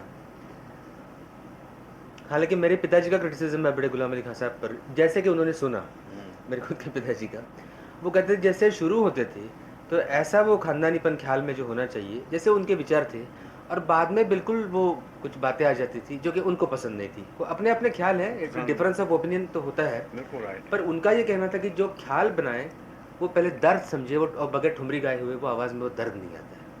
आप रूखा एक राग गा सकते हो, इस तरीके से उन्होंने कहा। गुलाम अली खान साहब ने कहा, हाँ, खुद कहा है कि जिसको ठुमरी नहीं आती उसको ख्याल नहीं आता। ये बात किसी हद तक सही है। हाँ, बिल्कुल 100% नहीं। हाँ, उस परसेंटेज के हिसाब से ठीक है कि ख्याल में आवाज़ में नरमाइश होनी चाहिए। हाँ, और नरमाइश की क्या की ठुमरी में आती। तो बहुत से बहलावे ख्याल में भी लोग ऐसे कहते हैं जो ठुमरी के होते हैं। ये अक्सर होता है। और ठुमरी के बहलावे ख्याल में कहते हैं लोग, ख्याल के बहलावे ठुमरी में कहते हैं। लेकिन जिनके आवाज़ में वो लोच हो, वो नरमाइश हो, जिन लोगों के आवाज़ में नरमाइश नहीं हो आ सकती वो ठुमरी नहीं गा सकते। ठीक है। तो ख्याल एक ऐसी चीज़ है कि ख्याल में अगर नरमाइश हो, लोच हो तो बहुत अच्छा, अगर ना भी हो तो गवैये हुए हैं बड़े बड़े। मिसाल के तौर पे आशिक अली खान की आवाज़ बड़ी सख्त आवाज़ थी, फयाज़ खान साहब की आवाज़ से कहना चाहिए सख्त किस्म की आवाज़ थी, नरमाइश नहीं थी, लेकिन वो अच्छे ख्याली हुए। तो ये बात तो फिर यहाँ झूठी हो जाती कि नरम आवाज़ वाला ख्याल गा सकता है। पर जैसे यहाँ पर महाराष्ट्र में समझा जाता है कि जो ठुमरी गाने वाला है उसको बड़ा गवैया नहीं मानते, जैसे कि बेगम अख्तर को अब तो ठीक है हम हाँ, ठीक मानते हैं, सब दुनिया मानती है, पर उनके ज़माने में उनको किसी ने नहीं, अब भी हमारे पंजाब में भी नहीं मानते। नहीं मानते। ठुमरी वहाँ गाने वाले को छोटा गवैया मानते हैं, बल्कि तो हम बहुत अच्छी ठुमरी गाते थे, हाँ, लेकिन उनको गवैया नहीं माना लोगों ने। ठुमरी अच्छी गाते हैं गलत हाँ, हाँ। गवैया गुलाम अली खां को माना, तवक्कल खां को, आशिक अली खां को, हमको और क्लासिकल म्यूज़िक। क्लासिकल जो गाते हैं उनको गवैया मानते हैं। लेकिन गुलाम अली खां की बात ये ठीक है कि आवाज़ अगर अच्छी हो, नरम नरमैश हो, तो ख्याल में भी वो चीज़ मदद देती है। तो ठुमरी में तो जो अब आपने है। रिकॉर्डिंग सुनी गुलाम अली खान साहब की, वो कितना % उनका असली जो आवाज़ आपने सुना, उसके करीब है वो रिकॉर्डिंग? क्योंकि वो नहीं पुराने ज़माने की रिकॉर्डिंग है, वो तो नहीं, वो असली आवाज़ रहा, वो थोड़ी सी मिठास जो थी उनकी वो कम है। वो सामने सुनने से ज़्यादा मीठी लगती थी। लगती थी। वो रिकॉर्ड में क्यों नहीं आई, ये कैसे, लेकिन गाना उनका वही है, गाने में नो डिफरेंस। वॉल्यूम बड़ी थी उनकी? और नहीं, आवाज़ में ज़रा मीठापन ज़्यादा था। नहीं, पर वो जब गाते थे, तो जैसे कुछ वॉल्यूम गवैये हैं यही कि थी बगैर जो माइक्रोफ़ोन आप उनको सुन नहीं सकते हैं। वॉल्यूम यही थी जो थी, यही थी। लेकिन ये तो था हकीकत में वॉल्यूम आवाज़ उनकी आवाज़ माइक्रोफोन के साथ उनकी ज़्यादा निखरती थी। माइक्रोफोन हो तो आवाज़ ज़्यादा सुनती नहीं थी, ये आपने ठीक बात की। हाँ, लेकिन उनके गाने में मिठास बड़ी थी, जो कि वैसे सुनने में लगती थी ज़्यादा। हाँ। लेकिन मशीन में आके वो मिठास चला नरम हो गई। लेकिन गाना वो बहुत अच्छे किस्म का गाया है सच्ची। मुझे तो मतलब गाना अब उनका पसंद है। मैं तो उनके गाने के बारे में कुछ कहना नहीं चाहता, हाँ, सिवाय कि वो अच्छा गाते थे। हाँ। पूरा उनका ख्याल का जो ढाँचा पूरा है, फ़ॉर्म है, आपको जो सब बिल्कुल पसंद है मुझे वो? पसंद है वो। मैंने कभी डिफरेंट नहीं किया उनके गाने में, हाँ, सोच के भी नहीं कहा। बातें आई भी जेन में सोचा, लेकिन मैंने कहा मैंने गाना उनका अच्छा समझा, उनका गाना अच्छा समझता हूँ। इसी तरह मीर खां के गाने में मैंने कभी गलती नहीं निकाली। वाह! गलती निकालने बैठ जाए ना गाने वाला या कोई बुनी, तो किसी में भी निकाल सकता है गलती। हुँ, ये सही बात नहीं कर रहा है। बिल्कुल ठीक। तो जो मज़ा लेके सुनेगा वो गलती की तरफ देखता ही नहीं। हुँ, इन दो गवैया का मैं हमेशा मज़े से सुनता हूँ गाना, गलती की तरफ मेरा ख्याल ही नहीं जाता। अगर पकड़ना चाहें तो बड़े बड़े लोगों में पकड़ी जा सकती है। मेरे में 20 गलतियाँ हैं, मैं अपने गाने में आज तक ठीक नहीं कर सका वो चीज़। जो तारीफ़ें वो लोग जानते हैं, हुँ, जो गलतियाँ लोग भी जानते हैं। मुझे आज आदमी को खुद ज़्यादा पता होता है क्या चीज़ नहीं हाँ, है, तो उनके लिए फिर आदमी अवॉइड करता है। एक टाइम ऐसा आ जाता है। तो गुलाम अली खान साहब का होल जो गाना है, ऑन दी होल, बहुत अच्छा है। और उनके पास टाइम नहीं था उसको और ठीक करते, बूढ़े हो गए, फिर बीमार हो गए बेचारे। गाने से इश्क बहुत था उनको, मोहब्बत इतनी गाने से मैं बहुत कम देखी। इतना रियाजिया और इतना प्यार करने वाला गुलाम अली खान साहब हद थी। आशिक अली खान साहब का गाना कैसा था? आशिक अली खान साहब को गाना मज़ेदार नहीं था ज़्यादा, तो गुलाम अली खान की तरह, लेकिन टेक्निकली गाना बहुत अच्छा था। थोड़ा सा आप माइंड ना करें, मुझे एक ऐसे मैंने सुना कि पंजाब के गवैया उनको दरदुर कंठी कहते थे। दादर कंठियाँ हैं, हाँ, ये ठीक बात है। ये ठीक बात है। दादर कंठी आवाज़ था। और कुमार जी ने मुझे कहा गुलाम अली खां पहला गवैया था जो आदमी की तरह आवाज़ निकाल के गाया, और इतनी खूबसूरत और सुरीली। ये बात ठीक की कुमार जी ने। पंजाब के गवैये सारे पहले इस तरह गाते थे। आशिक अली खान थे, हाँ, आशिक अली खान अच्छा गाया ना, हाँ, तो आशिक अली खान को फॉलो करना शुरू किया पंजाबी गवैया ने, अच्छा, जिनका नाम भी और 2-3 का वो उनका अंग आते थे। हाँ। ये बात ही जगह ठीक बात की। मतलब एक लगाव ही वो तो पंजाब घराना हो गया। दादर कंठी अब बना लिया लोगों ने। नहीं, वो पटियाले गिराने का अंदाज था। अच्छा, अच्छा। पंजाब का अंदाज, पंजाब में 4 गिराने अलग हैं। हाँ, पटियाला, तलवंडी, शाम तलवंडी, चौरासी, तलवंडी, शामचौरी, हरियाणा, कपूरथला, मैं जैसे पहले कह चुका हूँ, हाँ, वो तो अलग थे। पटियाले गिराने का ये अंदाज बन गया था आशिक अली खान। पर इसके पहले जो बाणियाँ थी 4 ध्रुपद की, वो ध्रुपद डागोर, की, खंडरहारी, हाँ, गोबरहारी, नौहारी। नौहारी, ये चारों घरानों के पास थी। अच्छा, पंजाब में। हमारी खरैंड बानी थी, हाँ, खरैंड बानी, खंड। खंडारी जिनके थे। हमारे बुजुर्ग ध्रुपद भी गाते थे, बीना भी बजाते थे, वो उनके पास थे। तो ये पटियाले गिराने का अंदाज ऐसा हो गया था। बाकी लोग प्यारे ताल कौन से पंजाब में गाया गया ज़्यादा? ताल कौन से? ताल सारे पंजाब में ज़्यादा गाए गए, हम्म, जो कि मैं जब से हिंदुस्तान आने लगा हूँ मैंने हिंदुस्तान में बहुत कम ताल सुने। झुमरा एक ताला, जब ताल तीन ताल। पंजाब में लोग दमार गाते हैं, कवाई गाते हैं, आड़ा गाते हैं, ये जो होली आपने दमार गाते हैं। 16 मात्रा आपने कहा कि पंजाबी धमार, 14 मात्रे, नहीं पंजाबी धमार जो पंजाबी है दमार 14 मात्रे। 14 मात्रा का, तो वो पुराना ठेका है या आपने वो ठेका तो पुराना है, लेकिन बनाया पंजाबी लोगों ने। पंजाबी धमार? इधर हिंदुस्तान में होली दमार गाई जाती, कह देते देते दागे देते देते और उसके कैसे बोल हैं? ता दिन तेरे कटे दिन दागे तेरे कटे दागे दिन ता तेरे कटे ता तेरे कटे ता पे शाम। हाँ। खूबसूरत ठेका है, लेकिन मुश्किल है। अच्छा, इकवाई भी यहाँ पर नहीं? इकवाई भी नहीं गाते यहाँ, टप्पे का ठेका भी नहीं गाते यहाँ, फरोदस्त नहीं गाते। पंजाब में ये ठेके गाए जाते हैं, और मैंने गाए हैं ये ठेके बहुत। 9 मात्रे, मत ताल, 5 तार की सवारी, 4 तार की सवारी। यहाँ पर कुछ लोगों की ऐसी फिलोसफी है कि तीन ताल जो है वो बादशाह ताल है, और तीन ताल को निभाओ तो ये बात ठीक है, 3 ताल बादशाह है, हाँ। लेकिन 3 ताल अल्लाह बादशाह नहीं है। अल्लाह बादशाह से बड़ा बादशाह ऊपर। तो 3 ताल के आगे भी ताल हैं, हाँ। उनको भी देखो। उनकी भी ये खूबसूरती। ये तो अपने आप को लिमिटेड करने वाली बात है कि बाजी 3 ताल काफ़ी है। तो काफ़ी तो कोई भी चीज़ नहीं, हर चीज़ के आगे भी कुछ है, उसको भी देखो। तो हम 3 ताल को मेजर ताल मानते हैं, हाँ। लेकिन ये मेजर नहीं मानते कि इस पर ख़त्म कर दिया जाए।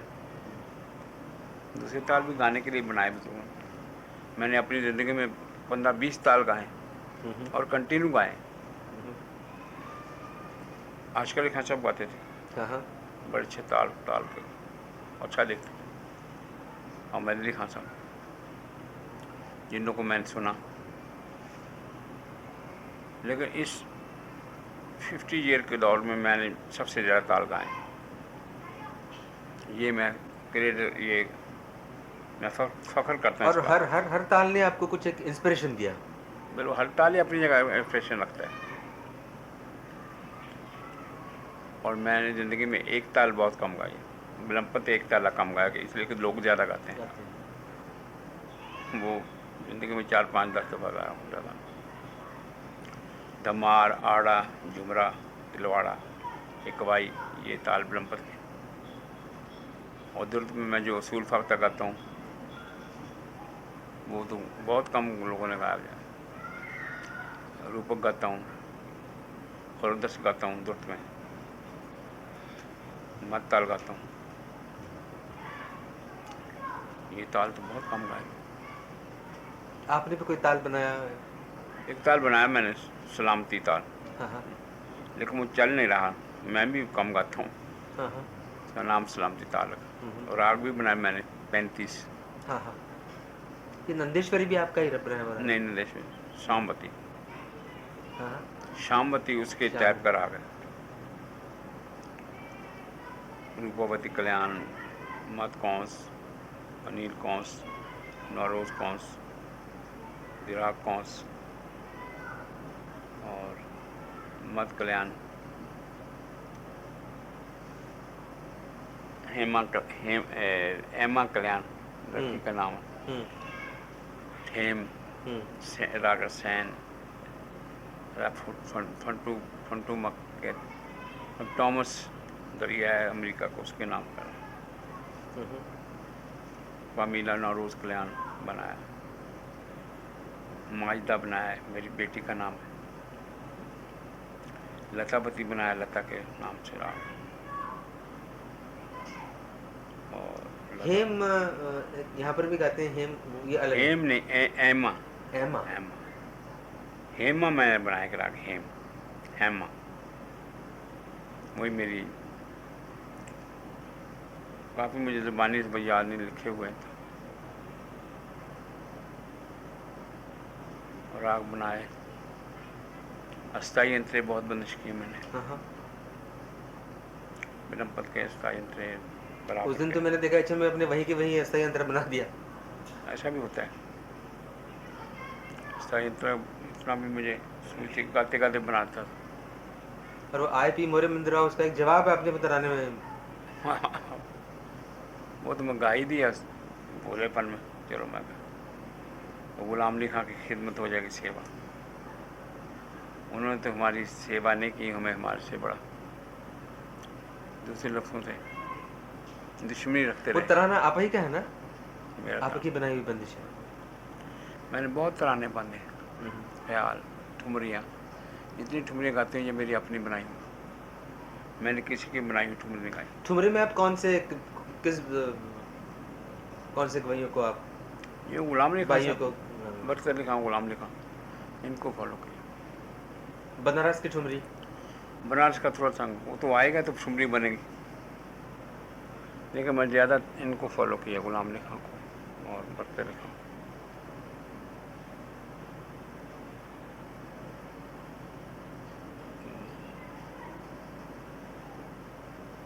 मुझे किसी ने कहा गुलाम अली खान साहब जब गए, मैं बैठा हूँ आपका तो कोई भी मेरे पास जो बक देता है वो मैं भी बक रहा हूँ, आप बात करें हम। ठीक समझे तो आप मुझे अलाउ करें कि गुलाम अली खान साहब जब बनारस गए थे सिद्धेश्वरी जी के यहाँ, उनको कहा खान साहब सुनाइए, तो वहाँ पर ठुमरी गाए नहीं वो।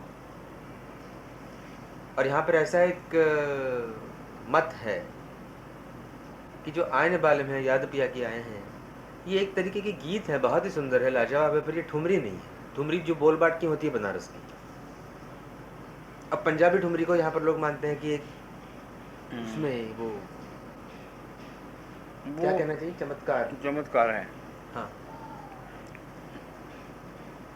नहीं, ये मैं कहना चाहूँगी ठुमरी की जैसे कहना चाहिए तरक्की याफ्ता सिंफ है हाँ ठुमरी, और रिफाइन होके आई, हाँ। तब गाई नहीं जाती तो वैसी बातें करते। लो पान है ना जरा। अब यही तो ठुमरी नहीं, बाजू बंद खोल खोल जा, ये बनारस की ठुमरी, बाजू बंद बाजू बंद बाजू, ये वेरिएशन हो रही, उसमें वेरिएशन स्पीडर किस्म की हुई है, तो उसको मानना नहीं थे, गलत बात। वो भी ठुमरी है, लेकिन उसमें स्पीडर किस्म की बोल बाँट हुई है, बहलावे का। ठुमरी में बहलावा ही होता भैया, हाँ बोल को बनाना और अच्छे बहलावे कहना। अब उसमें अच्छे बहलावे कहें तो उसको गीत बना दिया, खुद गा नहीं सकते। मैं तो ये कहूँगा जो खुद नहीं गा सकते वो ऐसी बातें करते। ठुमरी में जितनी खूबसूरती आप ला सकते लाएं। अब यही तो अगर तो खबर ख़त्म हो गई ठुमरी, बाजू बंद खुल खुल जाए हाले राम बाजू बंद, ये तो ठुमरी है, लेकिन इसके आगे भी कुछ है इसको, वो इसके आगे का मुकाम है जो गुलाम अली खां ने, मैंने, बरसत अली खां ने गाया। अगर उसको नहीं गाया जाए तो जो मर्जी कहो, लोग ख्याल में बुराई करते हैं, हमको कहते हैं जी ख्याल में ठुमरी की जगह कहते हैं, भाई ये जगह कहनी चाहिए, ख्याल को खूबसूरत बनाओ। खूबसूरत बनाने के लिए कि उसमें कोई रंग भरा जाता है, ये ख्याल कड़ाई हो, जैसे कड़ा जैसे रोड़े खड़क रहे हैं, किसी पुज्जे में रोड़े डाल खड़का रहता है, ये तो ख्याल नहीं, उसमें खूबसूरती भी आनी चाहिए। अब सब बड़ आ रहे हैं, बरीक आ रहे हैं, वो उनको ठुमरी के बल कहना नहीं, उनको ख्याल को सजाने के लिए गाया जाए, और ठुमरी को सजाने के लिए ख्याल की जगह कही जाती। हाँ हमने और गुलाम अली खां साहब ने और बरसत अली खां साहब, ये बड़ी सोचा है इसको लिए, हाँ ये सोच विचार से ये रास्ता निकाला हाँ जो अब की ठुमरी। और ठुमरी ऐसे हर चीज़ तरक्की करती है, तांगे से बस बनी, बस से आगे कार बनी, कार से हवाई जहाज़ बना, अब जम्बू जेट चलते हैं, तो ये को जम्बू जेट गलत चीज़ है, नहीं होना चाहिए, पहला वो जहाज़ लाओ। बिल्कुल दुरुस्त मिसाल दिया आपने। वो जो गड्ढे के पहिया गड्ढा चलाओ वो ठीक है। हम तो गाड़ियों में सफ़र करते रहे पंजाब में, अच्छा। वो गाड़ी बैलगाड़ी होती है, वो बड़ी सवारी होती थी, हाँ उसमें ऐसे झोले खाते जाना। आज हवाई जहाज़ों में फिरते हैं, तो इसी किस्म की हर चीज़ ने तरक्की की है, सोच ने, विचार ने। आपकी सोच बहुत ऊंची हो गई है। आप जैसे कह रहे हो गुलाम अली खां का गाना सीधा लगता है, ये कमाल बात है, आपने बड़ी कमाल बात की। ये बात ऐसी सोच होनी चाहिए। कोई सुदेशी देवी ठुमरी गाती थी, बड़ी सीधी सादी शरीफाना ठुमरी, वही ठुमरी थी। वो शरीफ औरत थी बेचारी, जो भी गा सकती थी, और कितना गा सकती। नहीं क्या होता है वो बोल बात बढ़िया उनका खूबसूरत हो, आज जब मैं सुनता हूँ पुराने टेप्स तो लगता है कि सब प्रेडिक्टेबल है, मतलब अब ये मालूम पड़ रहा है अब आगे क्या होगा। अब लता मंगेशकर गाती हैं, मिसाल के तौर पर मिसाल देता हाँ हूँ, उनका गाना और अख्तरी बेगम का गाना मिलाओ, कितना डिफरेंट है। हाँ समझ गया। आज गाना वहाँ पहुँचा हो, आज की गज़ल गीत यहाँ पहुँची गई है। वो 3 मिनट का गाना गा के जान निकाल देती है लोगों को। हाँ वो क्या बहलावे जगह कहती। हाँ हाँ तो वो गज़ल गाती थी 1.5 घंटा। हम्म, तो अब उनके गाने को उनको मिलाओ तो अब बोलो जी लता मंगेशकर कुछ नहीं करती थी, ये तो बेइंसाफ़ी है। हम्म, इसी तरह के गवैया में गुलाम अली खां हम है। हम्म, हमने सोचा है इसको, बारीक किया इसको और बारीक किया, और फास्ट से फास्ट किया, और फिर कायदे के अंदर है। हाँ तो इस गाने को ऐसा कहना ये तो बेइंसाफ़ी नहीं। हम्म, नहीं ये अख्तरी बेगम बहुत अच्छी, लता बेगम कुछ नहीं लगता भाई, तू गाती है 3 मिनट में 10 घंटे का गाना गा देती। 10 घंटे में इतना मज़ा नहीं कर सकता आदमी जो 3 मिनट में उस गाने में। तो ये इसकी दाद देने की बात है, ये नेगलेक्ट करने वाली बात नहीं, ये फिर जेलसी है जो पुराने लोगों में पैदा हो जाती है। हम भी जब ज़्यादा बूढ़े हो जाएं यही कहेंगे बच्चे क्या गाते हैं। तो बच्चे चाहे सुई के नक्के से निकल जाए। सुई का नक्का समझते, सुई हाँ जिसमें धागा डालते हैं हम समझ नक्का गया, बोलते हैं। हाँ, तो सुई के नक्के से निकल रहा था, आपको नहीं कुछ नहीं, ये तो बोली भैया खिड़की से कूदना अच्छा है।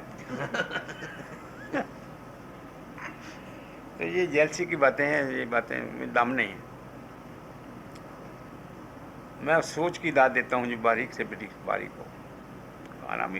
गाने में तभी तो इसे समंदर कहा है, तभी ये बड़ा काम माना जाता है कि जो जितना किया जाए उतना और आगे है।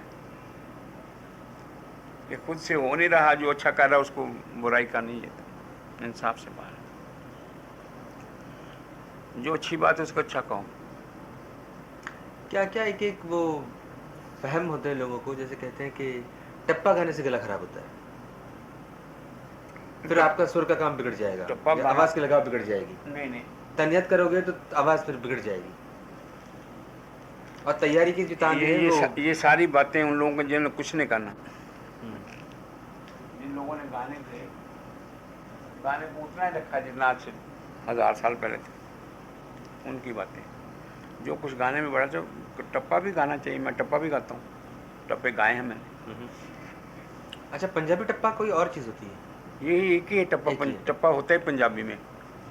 ये मियाँ शोरी हुए हैं, हाँ तलवंडी के थे वो, हाँ हाँ। अच्छा ये शोरी मियाँ पंजाब के थे। पंजाब के थे कि राजस्थान के थे? नहीं क्या? पंजाब के थे। अच्छा बाद में वो इधर बस गए जाके बनारस के नकलों के किसी बनारस के लखनऊ। अच्छा लखनऊ मेरे तो ख्याल से। टप्पा वहाँ ही ज़्यादा मशहूर हुआ। हाँ थे पंजाब के, तलवंडी के थे पीछे से। बहुत से लोग उनको राजस्थान का भी कहते हैं, लेकिन हमें ये पता है कि पंजाब के। और पंजाबी के बोलों को उन्होंने ज़्यादा हाँ। टप्पे में रखा। ज़्यादा मुल्तानी में है वो बोल उनके? मिक्स हैं, अच्छा मुल्तानी, लाहौरी, पंजाबी, दुआबे की, जनरल शार्पर की, मिक्स पंजाबी। लेकिन तानों का गाना उन्होंने अपना तानों के साथ बंदिश किया। Thank you. कुछ भी गाने से गला नहीं खराब होता है, ये बात गलत। गलत। गाने से तो गला अच्छा होता है, कुछ चीज़ का। अब आपने तो गाना 5 साल की उम्र में शुरू किया। मैंने सब कुछ गाया भैया, कमाल तो ये। हाँ हाँ मैं गज़ल भी गाता था बचपन में, और अच्छी बड़ी गज़ल गाता था, हाँ हाँ। काफ़ी गाई, गीत गाए। फिर जैसे जैसे होश आती गई फिर अपना स्टैंडर्ड बनाया, फिर गा। सब कुछ गाया, और सब कुछ अच्छा गाया लगा मेरे मन से। तो मैं जो तो यही है कि जितना ज़्यादा गाए अच्छी बात है। अभी आप स्कूल खोल रहे हैं हाँ स्कूल खोलूँगा इंशाल्लाह, इस्लामाबाद में। पाकिस्तान में खोलूँगा, लाहौर या इस्लामाबाद। एक स्कूल यूरोप में, अमेरिका में या लंदन में। हम सोचते हैं कि उसकी ब्रांच बम्बई में भी हो। बम्बई में बहुत अच्छी बात है। बम्बई में आप खोलेंगे फिर हम मेरे नाम से, मैं आगे यहाँ तालीम दिया करूँ, ये आइडिया होता था। आप समझते, और आप कह रहे थे कि आपने ये बड़ा एक फाइट दिया वहाँ पर कि कॉलेजों में गाना कंपलसरी हाँ है, बिल्कुल, इसके लिए फाइट किया पाकिस्तान। जो कि यहाँ पर भी अभी अगर आप चाहो तो ले सकते हैं पर कंपलसरी नहीं है। मैं आज नहीं ले सकता ना यहाँ एज ए पाकिस्तानी। मैं पाकिस्तान का बशिंदा हूँ, नेशन हूँ। नहीं मैं बात कर रहा हूँ तो म्यूज़िक एजुकेशन कहाँ से शुरू होनी चाहिए? जिसको अगर गवैया बनना है तो वो बच्चे ने बच्चे को तो बचपन से शुरू करना चाहिए, 5-6 साल की उम्र, 7 साल की उम्र से। वो बहुत जल्दी गवैया होता है। वैसे ये एज का फैक्ट नहीं है सीखने में, कभी भी सीख सकता है, कभी भी गवैया हो सकता है।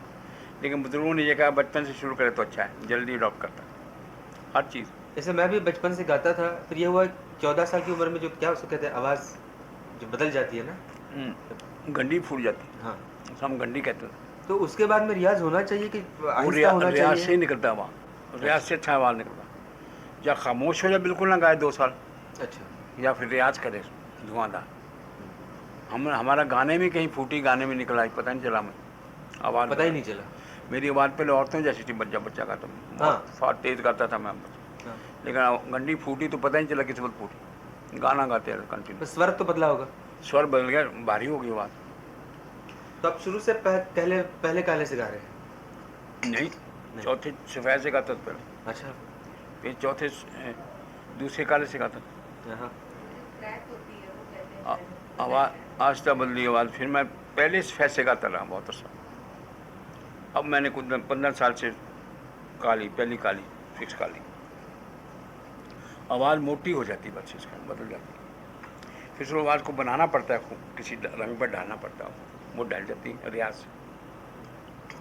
तो जब अब केसर बाई कहती है कि 8-8 घंटे रोज़ ये तालीम लेती थी, और अंजनी बाई मालपेकर कहती हैं कि हमको तो 3 साल बस यमन कल्याण की तालीम दी, और उस्ताद ने कहा कि एक राग आपको आ जाएगा, फिर बाकी तो सब आप। ये बात ठीक है, हाँ, हाँ। पुराने उस्ताद यही कहते थे हुँ। कि 1-2 राग आदमी संवार ले तो वो सारे उसी अंग में राग गाने गाए हुए, लेकिन सवारे तो सही साधे। ये रागों की तो बात दूसरी रही, पर आवाज़ के लगाव आवाज़ के के लिए लगाव साधना पड़ता। कई लोग सा ही लगवाते थे, बरसों भर सा ही लगा दे, आवाज़ सा को ठीक। तो सा जब अच्छा लगे तो सारा राग ठीक होगा, सा ही ठीक नहीं लगा तो आगे क्या करना।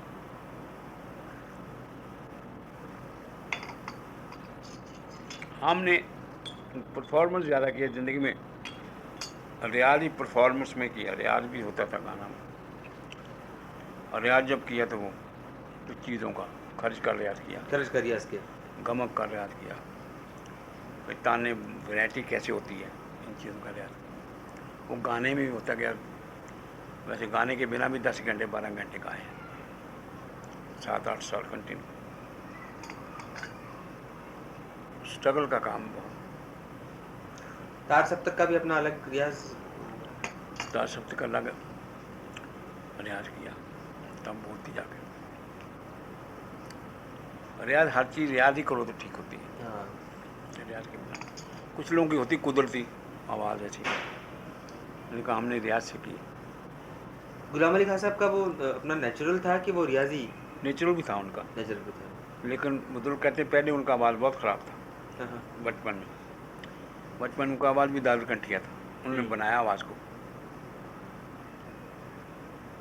और उनका आवाज़ बड़ा ख़राब बताते हैं बचपन में। फिर ऐसा निकला कोई, बुजुर्ग लोग कहते हैं ऐसी नाड़ खुल गई कोई, और इसमें से ये खूबसूरत आवाज़ निकलने लगे। आदमी वो डिफरेंट थे, आवाज़ डिफरेंट थी, हाँ, देखने में लगते थे कि कैसे गाते होंगे। हाँ। ऐसे तो कि रूट हैं, फोटोग्राफ में भी ऐसे नहीं, दिखते हैं। चेहरा मोरा, उनका बदन, ये वेट बहुत ज़्यादा था, लेकिन जब गाना गाते तो खूबसूरत आदमी लगते थे। मेरा अपना नजरिया, हाँ, वाह। ना कोई औरत ना कोई आदमी इतना खूबसूरत नहीं लगता था जितना वो लगता था जब गाना गाते। तो गाने के बाद वो पहलवान लगने लगते थे। पहलवान लगते थे।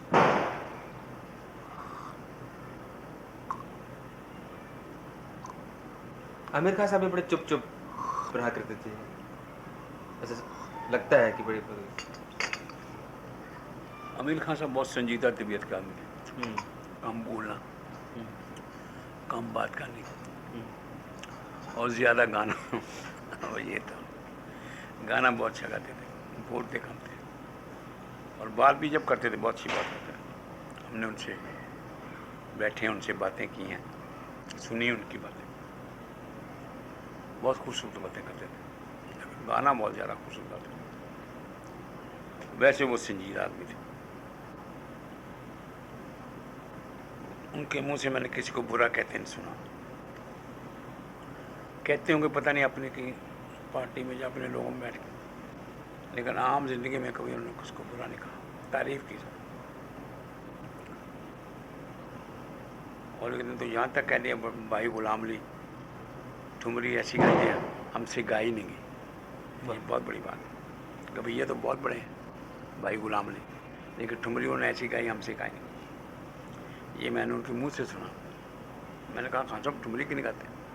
तो उन्होंने ये जवाब दिया कि भाई गुलाम अली खान ठुमरी ऐसी गाते हैं हमसे गाई नहीं जाती, तो हमने नहीं गाई। ये इंसाफ की बात है, अच्छे लोग ऐसी बात करते हैं। अब ये कहना गुलाम अली खान ठुमरी गीत गाते हैं तो जाती। किसी की मेहनत को सराहना चाहिए, दबाना नहीं चाहिए ऐसे। कुछ लोग ऐसे होते हैं बादशाह लोग, गुनी लोग को किसी को वैसे ही अच्छा नहीं कहते तो गाने बजाने में तनकीद ही करते हैं। मैं ये बात पसंद नहीं करता। तनकीद भी जायज़ होनी चाहिए, ना जायज़ नहीं। जायज़ तनकीद करो लेकिन नाजायज़ तनकीद ना करो। अच्छाई भी बात करो, अच्छा भी, कुछ अच्छा भी होता है जिसमें कुछ बुराई है उसमें अच्छाई भी है, तो अच्छाई को नोट ही नहीं करना। तो हमें ये सिखाया कि अच्छाई को नोट करो, बुराई को अवॉइड करो, तो मैं ऐसा करता हूँ। जो भी गवैये सुने उनकी बुराइयाँ भी मुझे पता क्या थी, लेकिन मैंने कभी काउंट नहीं की, अच्छाई काउंट करता हूँ। आपका ख्याल अगर वो एनालिसिस करें, खैर मेरी तो औकात नहीं एनालिसिस करूँ मैं, पर आप क्या समझते हैं, आपकी फ़िलोसॉफी इसके पीछे क्या है? एक तो आपकी आमद बड़ी घायल कर देती है मुझे पर्सनली। मैं फ़लसफ़ा की बात नहीं करता। मुझे फ़लसफ़ा मैं समझता नहीं क्या फ़लसफ़ा क्या होता है, क्या चीज़ फिलोसॉफी गाने के पीछे ख्याल जो आपका है, मतलब और कोई मैं चाहता नहीं हूँ, म्यूजिक की बात कर रहा हूँ। म्यूजिक के बाद मेरा ख्याल ये है जैसे कि आप शुरू होते हैं तो एक मतलब ऐसा लगता है कि इस बार आपने बहुत सोचा है, हर एक छोटे से चीज़ को आपकी आवाज़ के लगाव से, मैंने हर जैसा आप चीज़ को अच्छा करने की कोशिश पहले की, राग का रूप रखते हैं। अच्छा करने की कोशिश की। ये मेरी कोशिश आज तक है, इसको और अच्छा करना चाहता हूँ। यही फिलॉसफी है। ये फिलोसफी मैं जो भी चीज़ की है और कर रहा हूँ और करूँगा, मेरी कोशिश ये है कि ये बहुत अच्छी हो। अगर ये नरम जरा और अच्छी हो। वो आज तक मेरी वो प्रोग्रेस जारी है। मैं सेटिस्फाई नहीं कि मैंने इतना गा लिया। मुझे 50 साल हो गए गाते हुए, 51 ईयर। रेगुलर गाते हुए मुझे 48 ईयर हो गए, लेकिन मैं अपने गाने से मुतमिन नहीं। मुतमिन समझते हैं? हाँ, सेटिस्फेक्शन नहीं मुझे कि मैंने गा लिया और बहुत काम कर लिया, नहीं है। और करना चाहता हूँ। तान और तैयार और सीधी और सुर में होनी चाहिए, बोल और अच्छा मारना चाहिए, राग को और बारीक तरीके से देखना चाहिए, जितना भी बारीक देख सको। तो ये कोशिश जो मेरी है ये जारी है। तो मैं ये हनूज दिल्ली दूर से एक मिसाल है, अमीर खुसरो कहते हैं हनूज अभी दिल्ली दूर है, तो मुझे लगती है दिल्ली दूर। ये मिसाल बिल्कुल मेरे सामने। लोग कहते हैं कि मैंने बहुत कुछ किया है, लोगों ने बहुत बड़ी बातें मुझे कहते हैं, मैं सुनता हूँ, मैं उसी वक्त भूल जाता हूँ जो वो कहते हैं। मेरा जो नज़रिया है कि नहीं, इसे और करना है और संवारना है, और वो समर्थ है। मेरा अब सुर लगाने का जो ढंग है वो सारी दुनिया से अलग है। बिल्कुल इस तरह सुर को नहीं देखते लोग। शुरू करने का तरीका अलग है, ख़त्म करने का तरीका मेरा अलग है, और वो अलग होता जा रहा है और बारीक होता जा रहा है। लोग अब कहते हैं कि मैं ज़्यादा तैयार ताने नहीं मारता, ज़्यादा तैयार नहीं। वो तैयारी मैं इतनी गाई है भैया, हाँ। कि मुझे ऐसे लगे तैयारी का कोई आखिरी दर्जा आ गया था एक ज़माने में। तो मैं वहाँ से वापस किया अपने आप को, हाँ। सुर की तरफ ध्यान किया, तो सुर का दर्जा नहीं ख़त्म हो रहा, सुर और आगे नजर आ रहा। वाह। तैयारी के 4 दर्जे बनते हैं, ठा, आड़, आड़ की आड़ और दून। इसे वो चौथा दर्जा कहते हैं। चौथे दर्जे से ऊपर कोई दर्जा नहीं है जिसको फिरा जाए तान में। तो चौथा दर्जा मैं बहुत गाया हूँ, ईसा दर्जा भी, बिचला भी, ठा का भी। तो वो भी और साफ़ हो सकता है, और भी उसमें किया जा सकता है। लेकिन मैंने वापस किया वहाँ से, सुर की तरफ अपने आप को डाला। और सुर की तरफ जब डाला तो सुर आज तक ख़त्म ही नहीं हो रहा। सुर रोज़ नया लगता है। हाँ। जब साल गाता हूँ लगा आज ही गाने लगा हूँ। ये नहीं कि मेरा वाकफ़ है सुर, मैं लगाऊंगा तो वही लगाने। ये मेरे आके फिर बात समझ आया कि सुर बहुत बेबहा चीज़ है, इसको साधना ज़िंदगी गुजर जाती है, और ये बहुत कम समझता है। और यही ताकत है म्यूज़िक में, स्वर। स्वर। जितना अच्छा सुर लगेगा उतना असर ज़्यादा आ जाएगा। उसके बाद लय का मुकाम है, लय को बहुत बारीकी तरह से देखा मैं, वो भी नहीं ख़त्म हो रहा। ठेका जब गाता हूँ नया लगता मुझे, न लगता है, और लगना चाहिए। बिल्कुल नया लगता है। ये नहीं कि मैं इसे 1000 दफ़ा गाया हूँ। दरवाजा बंद कर आणि नाव लिहून घे। कोई बात नहीं, राग जब गाता हूँ नया लगता है। मुझे ये नहीं कि मेरे वाकफ़ हैं, मुझे जानते हैं, मैं इनको जानता हूँ, नहीं। ये लगता है कि इनसे इल्तमास करेंगे तो कुछ हासिल होगा। राग, ताल, सुर, असर। आपकी पुकार भी ऐसे लगती है जैसे कुछ एक नाला, एक जैसे फूट पड़ रहा है। अब क्लासिकल में भी वो बात मैंने देखी। वही जब आप कहते हैं तो एक बुजुर्गी तो बुजुर्गी होती है। तो इतने अच्छे गाते हैं सब आपके, आप लोग। अच्छा एक मिनट बंद कर, किसका पूछता हूँ।